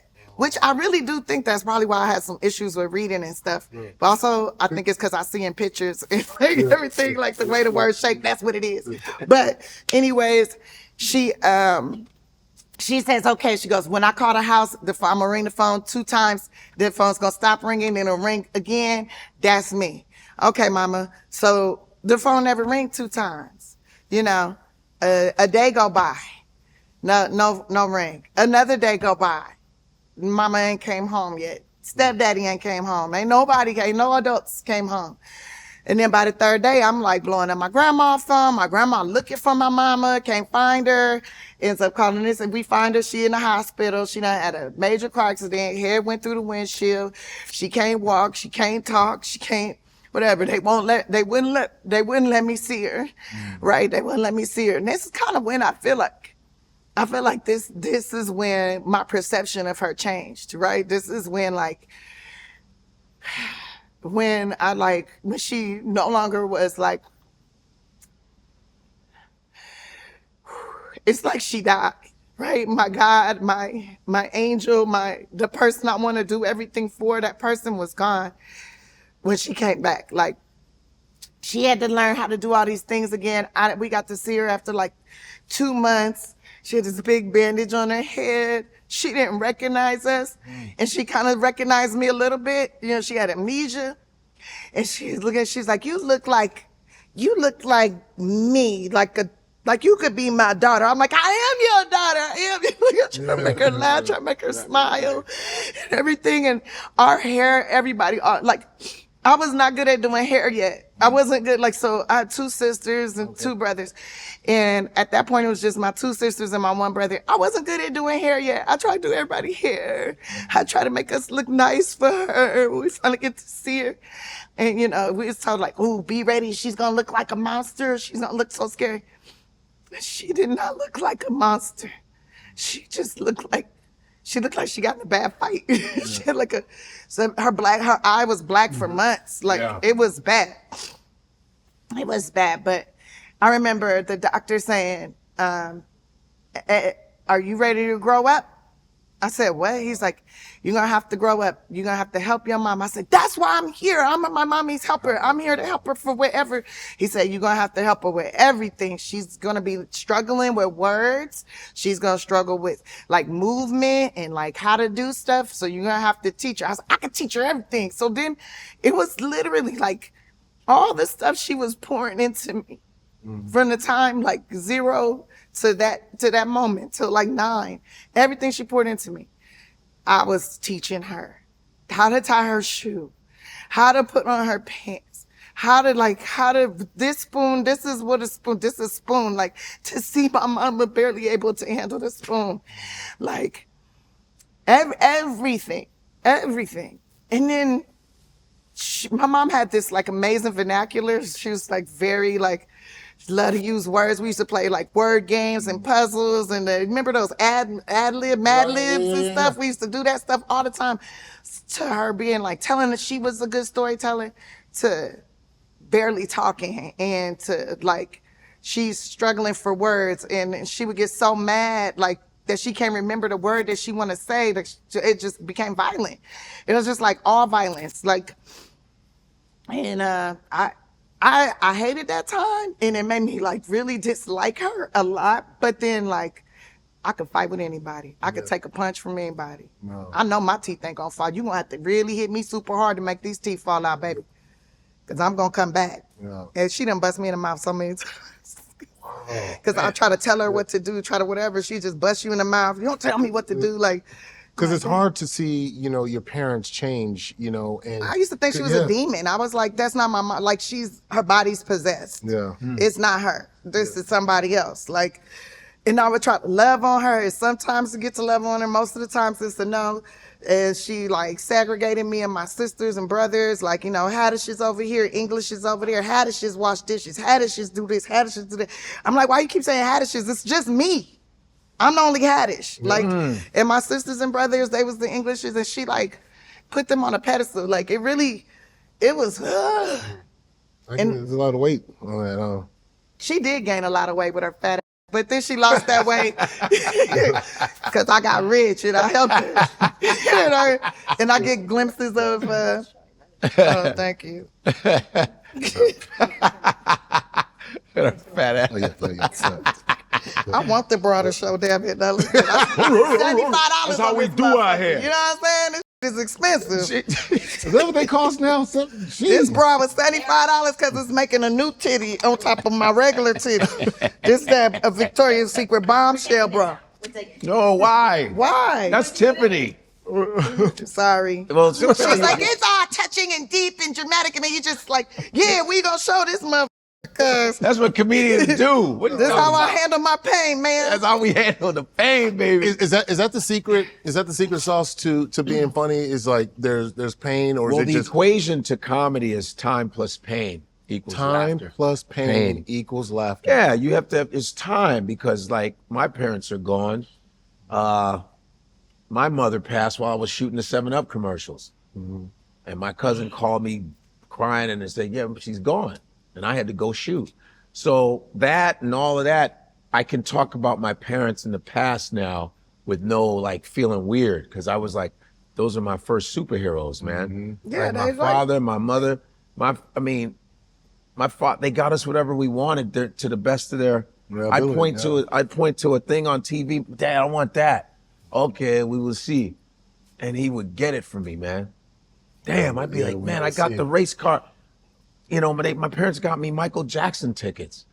And my parents were like, well, we don't, it's expensive. We don't.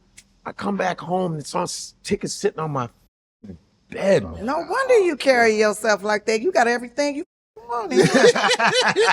No wonder. My parents, if they were like teacher, my father, educator, mother, nurse, just blue collar, like tried their best, but they were my superheroes, man. Your mother, when you were sick, I remember one time I was sick one time because we were always showing up for school. My parents, we had perfect attendance. And then but you couldn't wait till you were sick. My mother, I said, I'm good. My mom is about to, woo. Yeah. You know what I mean? But those were my superheroes, my dad, and they're gone now. Yeah. But now to talk about them now on stage, I'm okay with it. But that's where it comes from. People have to understand comedy comes from pain. That's why a lot of, like, her acting skills are amazing. A lot of comedians can transfer from comedy to drama because the transition, because it's drama. Comedy is drama. Comedy is anger. It's annoyance. It's pain. It's narcissism. Confusion. It's trauma. It's all of that. Different types of levels of trauma. No. So that's you know, that's just real. It's real. Do you ever hear that saying that it's like if you're a parent right now, you are like basically you're gonna be the ghost to your children? What do you mean? Some like so all the memories you're creating with your kid, all the things that you're doing with them, like you're gonna go away and you will be a ghost. Like to their kids, when they're telling their kids about you, you're like a ghost, but it's like all these amazing things, these amazing memories you created for them, right? Yeah. And so like, my mom, she did create a lot of really great memories, but there's a lot of not so great memories that I'm trying to edit out of my mind. Yeah, you try to block out. It's hard. And it's really hard because sometimes you'll hear a song and that activates like whooping you got right. You'll hear or a certain smell. Sometimes a smell. I can't stand the smell of roaches. I know to that me, smell. The smell of roaches. I'd rather the smell of raid than the smell of roaches. The smell of roaches, like I see one little roach on the wall somewhere, I'm like, it's mental illness in the area. Like guaranteed. I ain't never met nobody who had a roach infestation that wasn't a little bit crazy.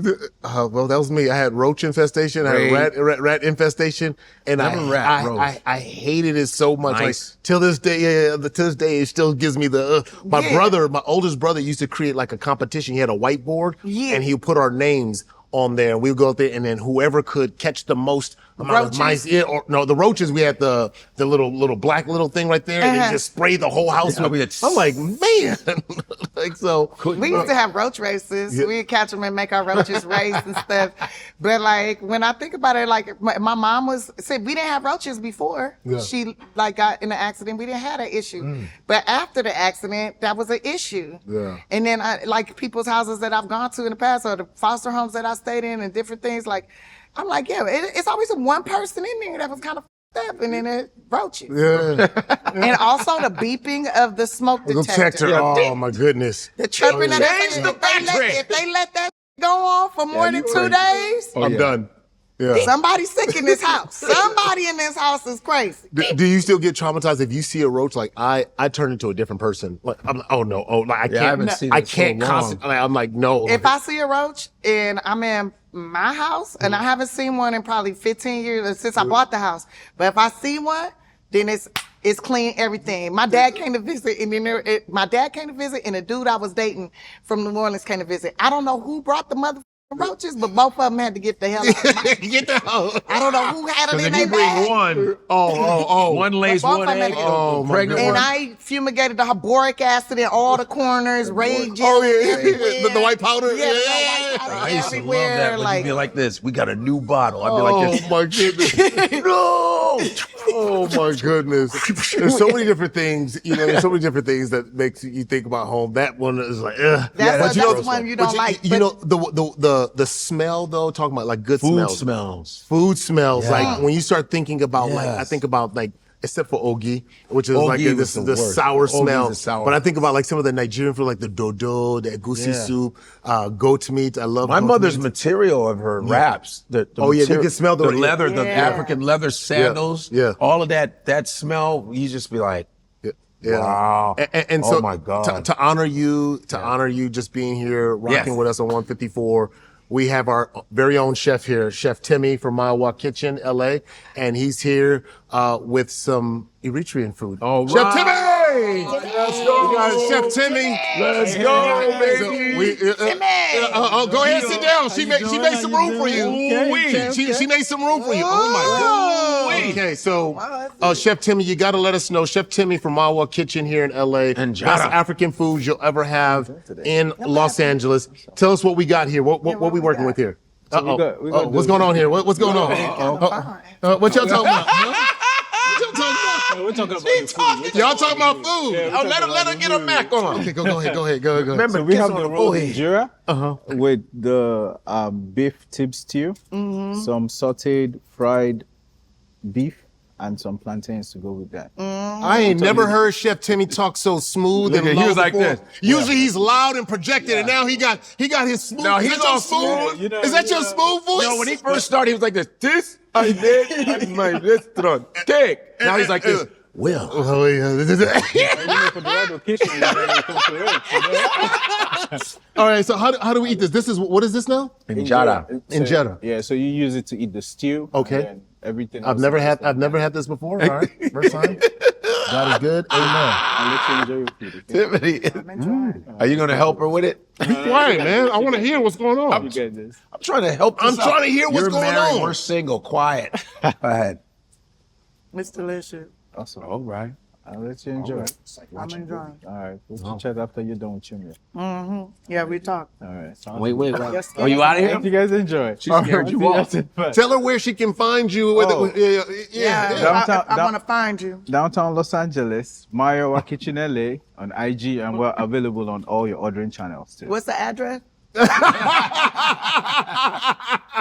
In case my Google don't work. In case my Google don't work. I'll give you the address after the show. All right. Hey! All right. I'll let you enjoy. All right. Thank you. All right. He'll ran really good. Like this. Is it just me, or everything tastes better when you eat it with your hands? Thank you. I saw Salads with your hands. Yeah, are the- Oh good. my God, I love salad. I love especially big I put my hand. I go. When I was in Saudi, they just like yalla hands. We hands. You wash your. It's everything is better with your hands. there's a different connection to it. Babies always knew what they were doing. Babies were like Yeah. No. all over smacking on their face, like all over their face. babies be like, ready to eat. Put it out. You gotta wear it, and then put it in It'd be your like mouth. war paint. I'm ready to eat. Give me that mashed potatoes. You guys were talking earlier about how you guys met. When was the very first time you guys met? What was that? Because you guys go way back. Tiffany started. I'm her a stalker. No, I'm not. Tiffany started her comedy because she was in a comedy camp that was put on by the guy owner of the Laugh Factory, Jamie Masada, Persian man. He's like our like weird stepfather, kinda. He's my dad. He's pretty much your dad. He's like my uncle, my uncle, buddy, come, Buddy. buddy. I need you to come and do your show, buddy. He's been around a long time. He has a comedy camp for kids. And she started around like 14 years old, I think. 14, 15. 15. Every 15. time I get younger and younger when people tell the story, Yeah. I was 4 months. She was 5. She wasn't even born yet. And Yeah. yeah, You were in school doing this. It's still in middle school. Yeah, and I was trying to convince Rochelle Roach? to come up too. I was trying to convince Roche to come up there and do it too. yeah. And How he's long like, were you "No, in I'm the comedy good." camp? I did it when I started. It was like 96, I think, 95, 96. And then I just went every single year. Wow. Yeah. Because I've spoken at the comedy camp to the kids. By the time you started speaking, though, I was grown. You were going, yeah. I was grown. So I met her in the comedy world, pretty much. And then how'd you guys just kind of like connect and just? I would follow him around the club, tell him he was funny. I mean, like, you back? You so funny. What you doing after this? We going to a party? Want to go to a party? I let him go to a party. We going to eat? I want to go eat. Y'all going where y'all going? Like I was just- driving her in her Geo, yeah, I was driving my Geo Metro and I'm Geo like, Metro. you need a ride? I'll give you a ride. Yep. I'll pick you up. I'll take you to the gig. Yep. Like, I was like very annoying. Yeah. And like always in your face. Always in his face. Always in all the, like any comedian that I thought was dope, I was like constantly in their face. And like it'd be you, Ruben Paul, Joe Coy. Ruben, Joe. Joe Coy, yeah. Yeah. And I would just like, Tony Rock, and I would Tony just like Rock. circle you guys and like try to get booked on the same shows they were on. And if they were going to a party, I want to go to a party with them. Cause I felt like out of most of and Chris Spencer too, but like everybody else I felt like wasn't really going to protect me. I didn't feel safe. So like the people I felt safe with, I would like harass and try to hang out with all the time. And then Godfrey, I would get him to hell. He was like, I'm going to be a big action movie star. I'm going to do action movies. I'm going to be like, Blade, but better, like with comedy, but like sex. And all the stuff he would say. And I'm like, all right, yeah. And then I'm like, I had auditions and stuff all the time. I'd be like, you want to help me with this audition? And he'd be like, you can't read. I'm like, yeah, that's why I need your help. Yeah. Like, I need your help. I need your help. helped her to read better. Yeah, so we would go like to Norms and like Godfrey is always on New York time. I don't care what you say and how long he in LA, he is always on New York time. So we would go to Norms and like after the comedy show, and he would have me read a newspaper to him, and I look up and he'd be knocked out. And he'd be like, oh, or I think he would sleep. And I'd stop him and be like, keep going. And then he'd be like, no, go back. That's not the right word. That don't make no sense. Like, look at the context of the sentence. Slow down. Like, you'd be on my head. But I tell her, I'd say, listen. So she's like, Godfrey, I don't read too good. I said, what? You mean you don't read? What? And so I said, listen, Tiffany, you're going to read teleprompters. There's going to be stuff you have to read. So it's very important that you learn to read. You have to. And she was like, okay. And we, newspaper. Yeah. I said, let's go. And she, I was like, will you help me? Will you teach me? I said, He was like, yeah. That's what you mean when you said somebody who would protect me, because people especially at that age, right? It's very easy for somebody to then flip that on you or try to shame you in that situation. But I would never, because first of that's all, dope. No, that's dope. I'm just saying, you don't know. Yeah. I don't know what Tiffany's future was going to be. I just know she was my friend. I liked her, and she was cool. She was crazy, but that's just me as a person. My parents are good people, man. Right. We're good. My sister's a good person. My brother's cool. I try my best. Yeah. I'm not mean to people who are nice to me. It's pretty logical. I'm like, yeah, okay. All right, I'll But I knew I was safe to ask him. Yeah. There's so many other comedians I could have asked. So many people that I knew were writers on TV shows and all that. I could have asked them, but I didn't feel safe with them. Yeah. I asked Godfrey because I felt like Godfrey wasn't going to go around and be like, Tiffany is illiterate, their mother. Tiffany can't read. Hell, But I could read. Yeah. But I couldn't read. Right. There's reading and then there's reading. Yeah. And so I said, yeah, you need to get on that. That's important. You know what I mean? And so You would help me with auditions and all that stuff, and I would help you with yours. Like, yeah. It was like a good synergy. Like it's just always encouraging each other. And then he was very militant for a minute. He got very militant, like very much pro-black. Yeah. And it was kind of scary. I was scared Because I'm coming like, off of college stuff and just going to see the minister in Chicago. I have all of that in me. And and it was scary. I'm not gonna lie. I was like, well, you weren't used to talking about but it's really, when you look at it now, it's just, all it is just history and being positive. Yeah, but you was like very aggressive with it though. It was like a scary history. Like, did you know that the black man?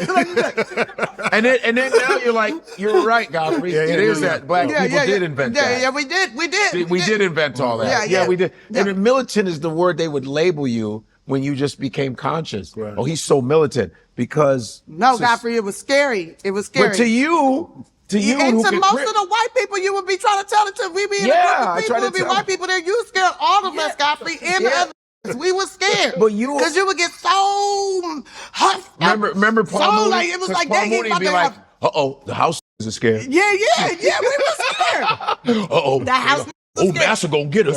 Yeah, and you would do it in front of Paul Mooney. You was doing it in front of him too. Care. You performed in front of Paul Mooney? Yes, we was all together. Yes.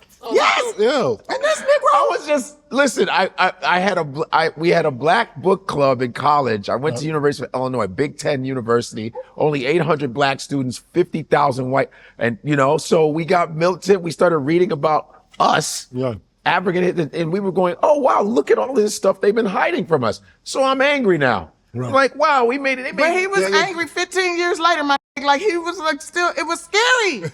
I don't know if it was. You that wasn't like, scary. Well, she's man. because she's seen your transformation, right? Like, so she's Yes, showing you one way, and then you come back and you're like, This is you know. so much more powerful. But no, but I want to learn. look from what I this. do online. I talk about stuff still. You do, but it's not. But you're remember, not, I'm like younger though too. yeah, you And was yelling. You was more muscular. And You was doing the karate classes. arts. Yeah, and you would be like, and he might in your hand chop like this. Be like, oh, he about to cuss him. I never chopped. He's like, No. oi, oi, the white man. Sorry, I'm tired of this. Oi, oi, oi. Kinda. Oi, cracker. That's what it felt like. I never did that. That's what it felt like. But to you, of course, it felt like a lot. But to the guys and the women that I studied with, it was normal to Yeah, the people that you study with, No, I but got we're you. standing outside the comedy club. Yeah, trying sure. to crack jokes, or some white boy say something like a little off and got his facts wrong. Godfrey had checked that motherfucker. The white boy be red and scared. And they go, and he giving a whole history lesson, and I'm just like, is he about to beat his ass too? No, nah, not at all. Is he about to beat it too? No. Like, it's like the teacher that teach you something, but also let me give you an ass whooping so you never forget. You know what I'm saying? Like, that's what it felt like it was about to happen. I got black pride. Yeah. I'm black, y'all. And I'm black, y'all. Yeah. I'm blacker than black, and I'm black, And y'all. I'm not against black, that. Yeah, yeah, no, I'm but not yeah, against you were that. talking But about it's that, like, so you do it now, but it's not haughty. It's not like self-righteous. No. It's not like It's educational. But Like, it comes from a place of love. No, I know. no. You've that's as learned you how get older. to. You've learned how to control your emotions in a way. Sure. To Well, that's teach from and age. share. That's from getting older and learning. Yeah. Yeah, and I think Yeah. to, like Right. to that, you know, like for You was me, scared.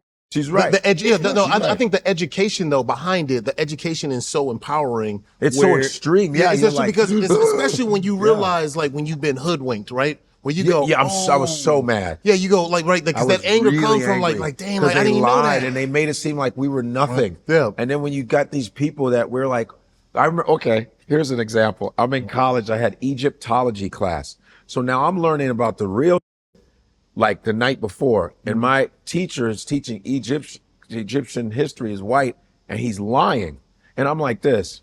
Yes, Godfrey. I said, you're calling Egypt the Middle East. There's no such thing as the Middle East. It's North Africa, the original. He goes, can I talk to you? Bro? I go, but you're sitting there lying to these people in this class. You're a professor and you're lying. Mm-hmm.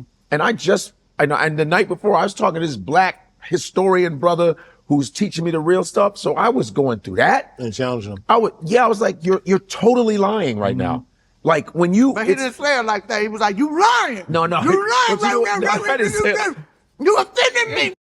And I had a plate of food at the same time. Let me tell you something. Chef Jimmy, come here. But it's the truth though. It's like when you know the truth and someone's literally lying to you in an institution where they teach it. This is how it gets spread around. You go, he's literally lying right now. Yeah.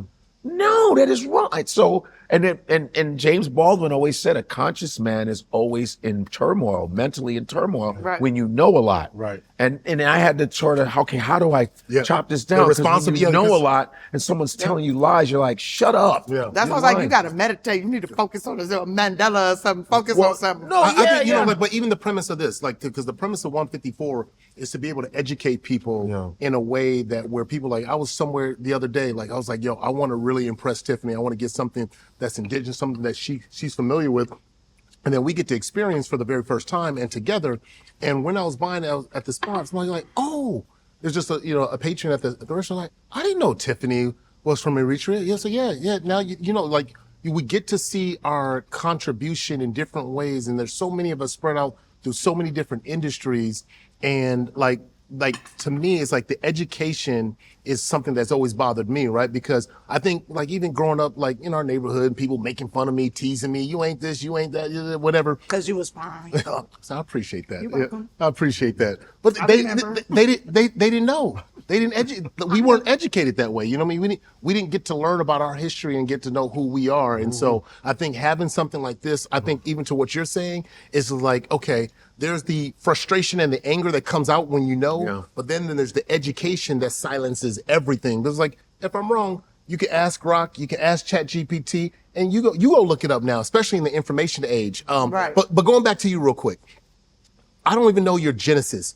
So I know you went to the acting, to the comedy camp. Where did you start getting into acting, and when was your like first like trajectory moment? Like, yo, I know I'm gonna do this. Is what I want to do for a living. Well, okay, so when I was like 11, Who Framed Roger Rabbit came out. Oh yeah. And that gave me the wherewithal to go, oh, if I'm funny, people do nice things for me, right? That was like a theme of the movie. That was a portion of the movie. And so I would try to be funny, and my mom wouldn't whoop me as much. You know, she would like forget that she was going to light me up when we got home. She would forget that. I would be funny in class. Which would get me in trouble, but it made me friends, and they would help me with my homework. They would let me copy their homework. They would like let me copy their tests. And they would like, and then I developed the ability to listen to somebody, memorize every single word that you would say, and then I would be able to regurgitate it, no problem. Right. I knew how to write letters. I didn't know how to put them in order, right? Wow. I knew how to like read basic words, just not like a whole bunch of big ones. I could comprehend what you were saying and stuff. And so I feel like acting started at 11 because I was acting like I was people friends when I wasn't. But I wanted to, I guess I became a manipulator. Like, there you go. Mastermind manipulator. And I was manipulating people and saying things to make them laugh and be silly or whatever so that I could get what I needed, right? And as time progressed, by the time I got to junior high, they're like, still my friend to this day, Leron Todd. We was in PE. It was like our second day of school. And I told her that I saw this boy named Adi that I thought was so fine. Adi Bola Jamon. He ended up playing for the Redskins when they was the Redskins. Adi Bola Jamon. You know Adi Bola Jamon? No, I don't know. Okay. Okay. Fine as hell. He grew up off of Vermont, and he ended up playing for the Washington Redskins. Anyways, and I know a winner when I see one. I know it might not be the winner for me, but I know one when I see one. And I was basically like his Steve Urkel all through junior high and high school. Laura. Okay, yeah, I was Laura. like following him everywhere. I was like, Laura. Adi. When are we gonna go on a date, Laura? And I told Leron that I thought Adi was so fine and I want him to be my boyfriend. And she said, girl, you're so funny. You should be in drama. And I was like, drama? My mama wouldn't let me take drama. That is like, who wants drama in their life? That's dumb. And she was like, it's acting class. I was like, oh, drama's acting? Oh, that sounds cool. She was like, yeah. And you know, Adi's in there. You would be the only black girl in there. I said, oh, if Adi in there and I'm in there and he the only black dude and I'm the only black girl, then they gotta put us together. We gonna have to kiss. Oh, that's it. That's it. I'm going into drama. So I went into drama class and my teacher, Miss Young at the time, she was open-minded, interracial relationships, and it pissed me off.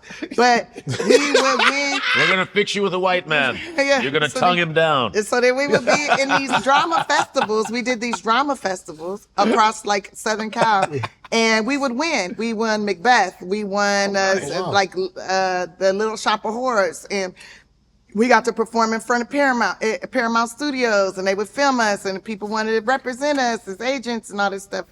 And I was like, oh, maybe I should be an actress. Maybe this is the thing. Like, I'm really good at this. Like, it was when they would hand me the script, I would just roam to school and find somebody to read it to me, and then boom, I know it. Like, so then we went into foster care, and I was like in and out of school, and then like, it was kind of hard. It was really hard because I was supposed to go to one school, but I wanted to go to my school. And then, the police would come and they would take me out of my school and then put me in the school I'm supposed to be in. The social worker So you bounced around from school to school? Well, I was supposed, like, I wanted to go to I went to Hill Middle School. You know about Hill? Yeah. Yeah, so I went to that middle school, but I was supposed to go to Bethune because of the foster home I was in. But I didn't want to go to Bethune. I wanted to go to Hill Middle School. Then they moved me into another thing. I was supposed to go to John Muir, but I want to go to Hill. I'm going to Hill. So Bethune was where the bad kids went to Bethune. I didn't want to go to school with them. So I would get on the RTD and ride all the way out to Woodland Hills, and then the police would come, and all that. It was a problem, right? And I was considered AWOL. I had to go to court and tell the judge, like, I want to go to this school because, like, and I had to give them the whole reason why I feel safe at this school. I feel like I'm seen. I feel like I got help at this school. I feel like they care about me. And it's like, your grades don't reflect that. I'm like, that's because where I'm coming from. Like, I have to fight to get there. And like, I just want to go to this school. And then one of the lawyers was, The lawyer's like, she should be at Bethune. That's where she's supposed to be. And the judge was like, the fact that she want to go to any school, we should just let her go wherever she want to go. Because most of these kids don't even want to go to any school. Right. She is literally here begging to go to school. A school. God. Yeah. So just let her go. Go. So that happened. And then I'll never forget my social worker. I was still getting in trouble. And I'm in like 9th, 10th grade, and I'm still getting in trouble like because I'm talking too much in class, and then different things is happening. Yeah. And the social worker is like, look, you got 2 choices this summer. You can either go to Laugh Factory Comedy Camp or you can go to psychiatric therapy. Which one you want to do? And I was like, which one got drugs? She said, you definitely gonna be on drugs if you go to therapy. So I went to the comedy camp, and that laid down the foundation for me. That's the first time I was in the presence of men. And I didn't feel like I was in danger. Wow. I didn't feel like I was going to be violated in some kind of way. Wow. And every single comedian that came in there gave us a hug. And like I had been like yearning for those hugs. You know, my daddy used to give me hugs all the time. I don't have no big brothers. I don't have like, it's just things I didn't have. So then I'm getting these hugs and I feel safe. I feel like I'm not finna be violated, right? And there's violators all throughout. And that's why I love Godfrey and Ruben and Joe Carter. Like, stay away from them. Stay away from this person. That person's gonna do this. Like, be careful. Yeah. Like, and to this day, I love going to the comedy club just to get some hugs. Like, guarantee the comics gonna give you a hug. Like, especially if you have a bad set, they're like, you gonna be all right. That was trash. You gonna be all right. You gonna be all right. Trash. Straight trash. But go ahead. You gonna be okay. But in that comedy camp, like I had already been like betting my friends, like I'm gonna be an actress, I'm gonna be this, because I had been winning all these festivals. And then I get into the comedy camp, and then I learned the fundamentals of comedy and learned the confidence to talk in front of people on stage without having to say somebody else's words, but say my words. Like it just, something clicked. And so then I started doing music videos, and I was doing extra work, and I was doing comedy shows, and I was doing bar and bat mitzvahs, and I was emceeing the bar and bat mitzvahs, and energy producing them. Like my job was to create energy. Yeah, and I could dance. You could dance. Oh my God! I sing Girl Shrimp. Yeah, I know you. I dance better than that. I dance way better than that. But like, and then by the time I completed the comedy camp, I got accepted into Cal State LA, gifted student of dramatic arts. So then I was on the weekends going to classes there. So I'm like taking all these like different, theatrical things and dance and all these art, drawing and stuff like this. Like just really learning how to express myself without violence, because that's what I would have preferred. I mean, you remember those days at Crenshaw in the summer? Anyways, you remember those riots? Those physical confrontations back then. Remember those days when we were unsophisticated? Those days where we would hunt for the opportunity to remember the black on black physical altercations? No, it wasn't always black on black. Sometimes it was black on Hispanic. Sometimes the Mexican War. Meet me at the 40 bus stop, right? Right. Slap boxing. Oh no, it wasn't no slap boxing. You was gonna get stabbed or you gonna stabbed. Yeah, it was a situation. It was. You were involved? No. Anyways, we don't talk. We don't. I guess Akbar going. Now listen, we don't have time for this. I just think that I've been stabbed. Jesus, I'm bleeding profusely. But hold on. Anyways, I did the music videos and the extra work, and then I started doing like. I would audition for stuff. I finally got an agent. I was working at the airlines by the time I got an agent. But before that, I was like, PAing and like working like sound. Just the hustle. Just whatever. I wanted to learn all the jobs. So if somebody let me be their camera assistant, I was their assistant. Like whatever I could do, learn all the jobs, because one day I'm going to own my own studio, and I would never, ever, ever want to ask somebody to do something that I wouldn't be willing to do myself. Right. So if I'm going to own my own studio and I'm going to make my own movies and tell my stories, I'm going to make sure everybody, I know what's the Damn, that's powerful.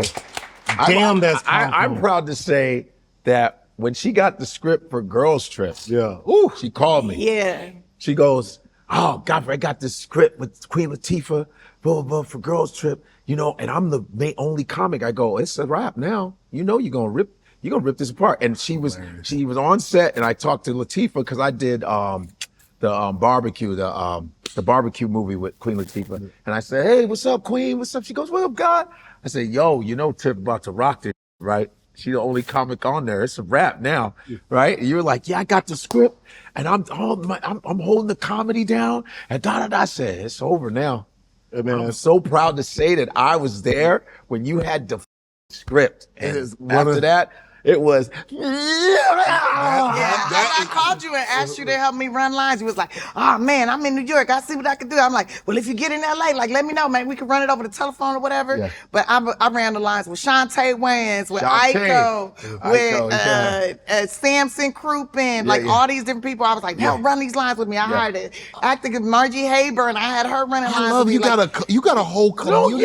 No doubt. Yeah, you got a whole community. Sure. Oh, I surround myself with greatness. Like everybody that I deal with, in my mind, they're amazing. They're great. Everybody that I like try to work with or anything, I think that they are better than me. Yeah. And that's why I got you around me. If I didn't think you was better than me, you wouldn't be anywhere in my prayer. I wouldn't even talk to you. But people don't think like her. Yeah, because how am I supposed to grow if I'm hanging out with like ne'er-do-wells? But some people like that. Right. In this bill, a lot of people. A lot of people and some people, I don't even know that people like it as much as a lot of people feel guilty that as they advance, that they're leaving other people's, like that survivor. They feel guilty. They feel guilty because the others, not everyone, go ahead. Other people will try to bring them down. Like, you change. Like, whenever you hear somebody say you change, they're feeling the separation of you getting away and you're achieving those goals, and they will do everything. They'll talk about you ain't this, you ain't a real one, whatever they can to bring you back down. They'll lie and try to sue you for millions of dollars with they lying. That's very, very true. I thought you was better than me. I thought you was funnier than me, you dumb hoe. Good, there you go. And I want to say another. Thank you. Yes. Oh, wow. Yes. But I do think she's very talented and funny. But you a raggedy dumb shows she ain't got no belief in her mother self. You stupid not believing in yourself. That's why you ain't on my level, ho. Cause you ain't believing yourself. I'm sitting over here believing in your raggedy monkey. Yeah, I called you a mother monkey, old pink booty baboon. Hey, you see how like my militancy scared her? You taught me how to be like this. You taught me this. Yeah, I really believed in But that. I want to say, like, Tiffany's her heart is so big that even like when she had her Netflix thing. During COVID. She did that. Ready. Yeah, you But on the reason why I was on it because of her. I did her live. She wanted me. She called me. She said, "I want you to do my live tour." Host my live tour with the women.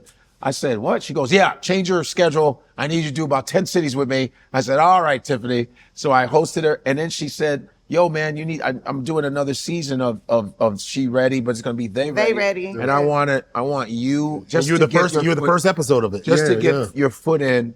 She brought me, Tony Woods and Dean Edwards, and just took a pay cut, man, to have us do that's how she is, man. Yeah. It's great. Pay cut. She took a big. An average person would have been like, I'm doing this. Sorry, guys. But I made them take that money and like I want to give in the 12 comics their own individual like little mini special. Yeah, man. Like I want to pay this forward. Like let's do this, and then I'll ask you to come on the road with me because they're like, well, we don't know about Godfrey. I'm like, Godfrey's the funniest. He funnier than everybody in this mother.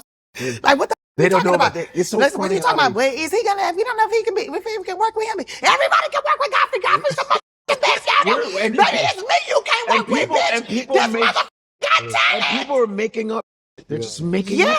But that's how once those things kind of get going, like they get their own legs and people start believing in the hype and whatever. But that's cool to hear behind closed doors like that. You were like, no, I'm Abby. This is my guy.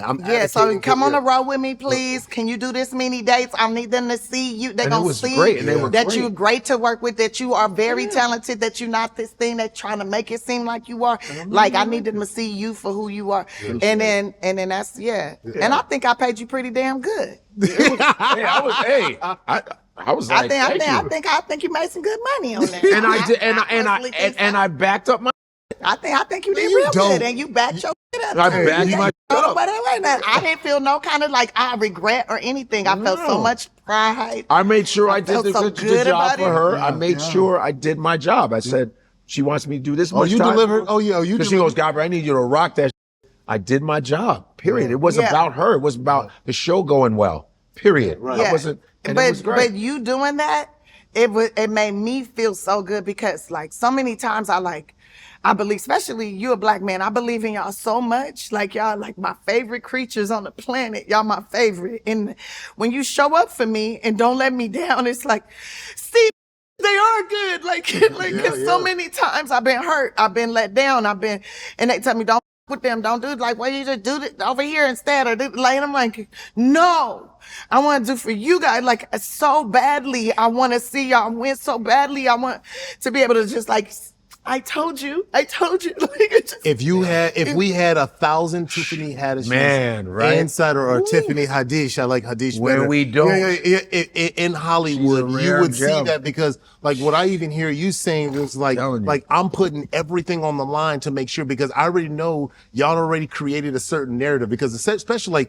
with social media now, people will put a narrative about you because whatever they don't know you, they write a make up narrative stuff. and then boom, it goes everywhere and then everyone starts reacting off of that narrative like, oh, we can't like says who? Where'd you see that? When'd you hear that? What'd you see? Did somebody clip something that he said and you just You know made it how look a many certain way? times people come at me talking shit about Tiffany? I go, you don't know what the you're talking about.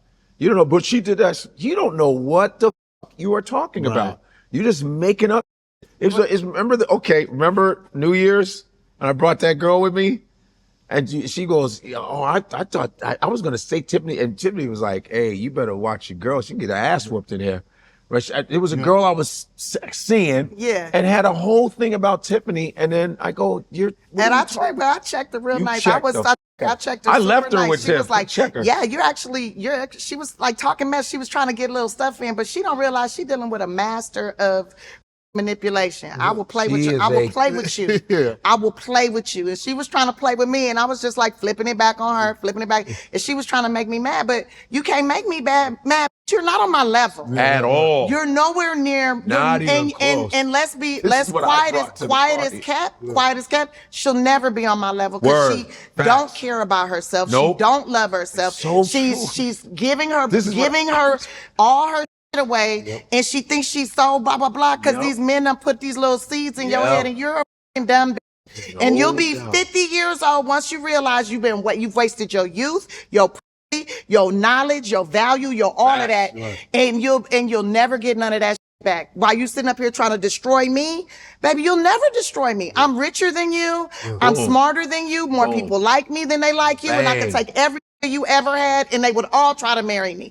Please miss me. Then I can cook and clean. So don't play with me. Don't play with me. But none of that matters. She's a young black woman that needs to be rescued from herself. From herself, right? And so she talking this. She thinking she's shutting me down. This is a super boy I brought her to. You brought this. I said, do you bring and this he goes like little this. She dumb goes like bitch this. around?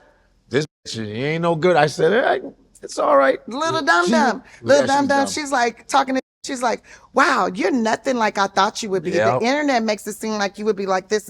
You're not like you're actually intelligent. I said, do you think I would be where I'm at in life if I didn't pay attention to all the lessons God has placed before me? If I didn't get an A+ on everything that I've been through? I've been through a lot, little girl. You need to be talking to me with a little more respect because you don't know what you're dealing with. But I'm proud of you. Yeah. I'm proud of you. I'm proud of you that you tricked Godfrey into getting you to come here. That you tricked this man into bringing you here to sit with me. I see. I'm proud of you. You might sit with your elders. Yeah. You might need to. She's like, you don't even look old like I thought you would be. I said, and you don't look like your age either. You look like you the same age as me. What are you, 40-something? She's like, I'm 20-something. Yeah. And I just kept everything she kept saying. I just kept flipping that shit back on her. And she sat next to him. I was away. I was like, I kept flipping it. And Godfrey's like, I'm gonna let you handle that. And then I'm just smiling the whole time. I'm flipping it back on her and smiling and just, giving her joyful energy, but also, I'm stabbing her. But what'd she say afterwards? Oh, what the did she? I know she was up. She was like, I mean, I was wrong about her. I didn't, I was like, I told you. What the were you? Why were you asking those stupid questions? That's why I left her. She's like, you don't feel like everybody's looking at you like, oh my, this was shit. You don't feel like everybody's looking at you and like, oh my God, Tiffany's she's an abuser. She's a this. I said, no, because baby, I'm not. Yeah. I'm not. Because if I was, there would be I've worked with kids since I was 16, 17 years old, there would be so many people coming up. There would be so much stuff. I said, I save people, honey. I look out for them. I create jobs. Do you create jobs? Do you create opportunities? Have you rescued somebody out of a home that they were being attacked out of and placed them somewhere where they can live and thrive and become a productive citizen? I said, I'm not worried about what the world think. I know what to think about me, because what the world eat don't make me. What they do, what they go cooking up, that don't make me go to the bathroom. What I put in my mouth, what I digest, what I take in. And I know what I've done. And God knows what I've done. And that's the only person I really got to answer to is my creator. Well, my creator. That's a lesson. That's a great lesson, because I think even too, like with that interaction, you start thinking about, I know for me, like, when people start, come at you a different way, or when people like, you realize they're like, well, hold on, you don't dictate who I am, what I am. But how do you get, because, for me, like, and for anyone, like, words, you hear the words and how it can be impactful, right? And how it can penetrate. And it's up to you to kind of put that up. When you think about like even like past beefs that you've had or when you run in, especially like in the community, I think people, they know about like the Cat Williams. Where do you stand with stuff like that? Have you guys reconciled? He's hilarious. Genius. That's a marketing genius right there. He really is. Hilarious. Are you and Cat good? I'm cool with Cat. I gotta he changes his number often. Yeah. But I call the person, and then they connect us and we have a conversation. We good. Yeah. I think Cat is very talented, and and I get it. Sometimes you got to use people's names to get people to pay attention. Yeah. You got to get the clicks. Like I personally think he's super amazing. Yeah. And if he ever wanted to, like, have a foot race or a rap battle or a comedy off or whatever, if he wanted to do a press and curl competition, whatever, I'm here for it, because I'm gonna win. What did he say? He ran a 4.8 or something, a 4.7. I ran a 4.7. I will smoke it. Yeah. And we not far in age. I'll smoke. I gotta ask you this one. We got a game with Godfrey coming up, but this is my last one too, because I heard about this and I thought, man, this is like the dopest thing I've ever heard. Is it true that when you go on auditions, you will put your like a tape recorder inside of your purse and pretend to leave your purse so you can hear what they're saying? Yeah. I remember that. I think that is so great. First of all, darling, I'm on a level now that I don't get to audition as much as I would like to. And auditions are so much fun. Like, it's all about, like, some people hate auditions. Yeah. I personally been on thousands, so many of them, and I find them to be fun because it's an opportunity where you get to play. But I felt like I was never getting truthful feedback. Like, it never was feedback when it comes from my agent. It was never feedback that would help me to grow. Yes. Like, I love criticism. Like, I don't love criticism. I know what you mean. Yeah. Constructive criticism. Constructive criticism that will help me to grow, right? Yeah. So the agent never would never give me the true criticism. Right. So one day I just left I would always record. I have so many, like, I could put out an album of all the recordings of the comedy shows that I've recorded, right? The audio of it. And so one day I was like, I left the recorder in my bag, and I was like, it even sounds good in my bag. And I'm like, I might need to leave this in an audition, right? So, and I would record my auditions at home with myself, and then I was like, yeah, I'm gonna do it. So I left it, put it on record, go into the audition, put the bag to the side, right, out of the camera or whatever, do the audition, and I thank you very much, and I just walk out the room, go to the car, knowing my bag is in there, go to the car. Oh, dang, I forgot my key. Where's my keys? Oh, in my bag. Where's my bag? Go back up. So about maybe 5-10 minutes has passed, probably about 10-15 sometimes. Wait for the person that's in the room to come out of the room. I think I left my bag. And they go, oh, yes, here it is. Give me my bag. Go down to the car. Stop the recording. Rewind. Listen back.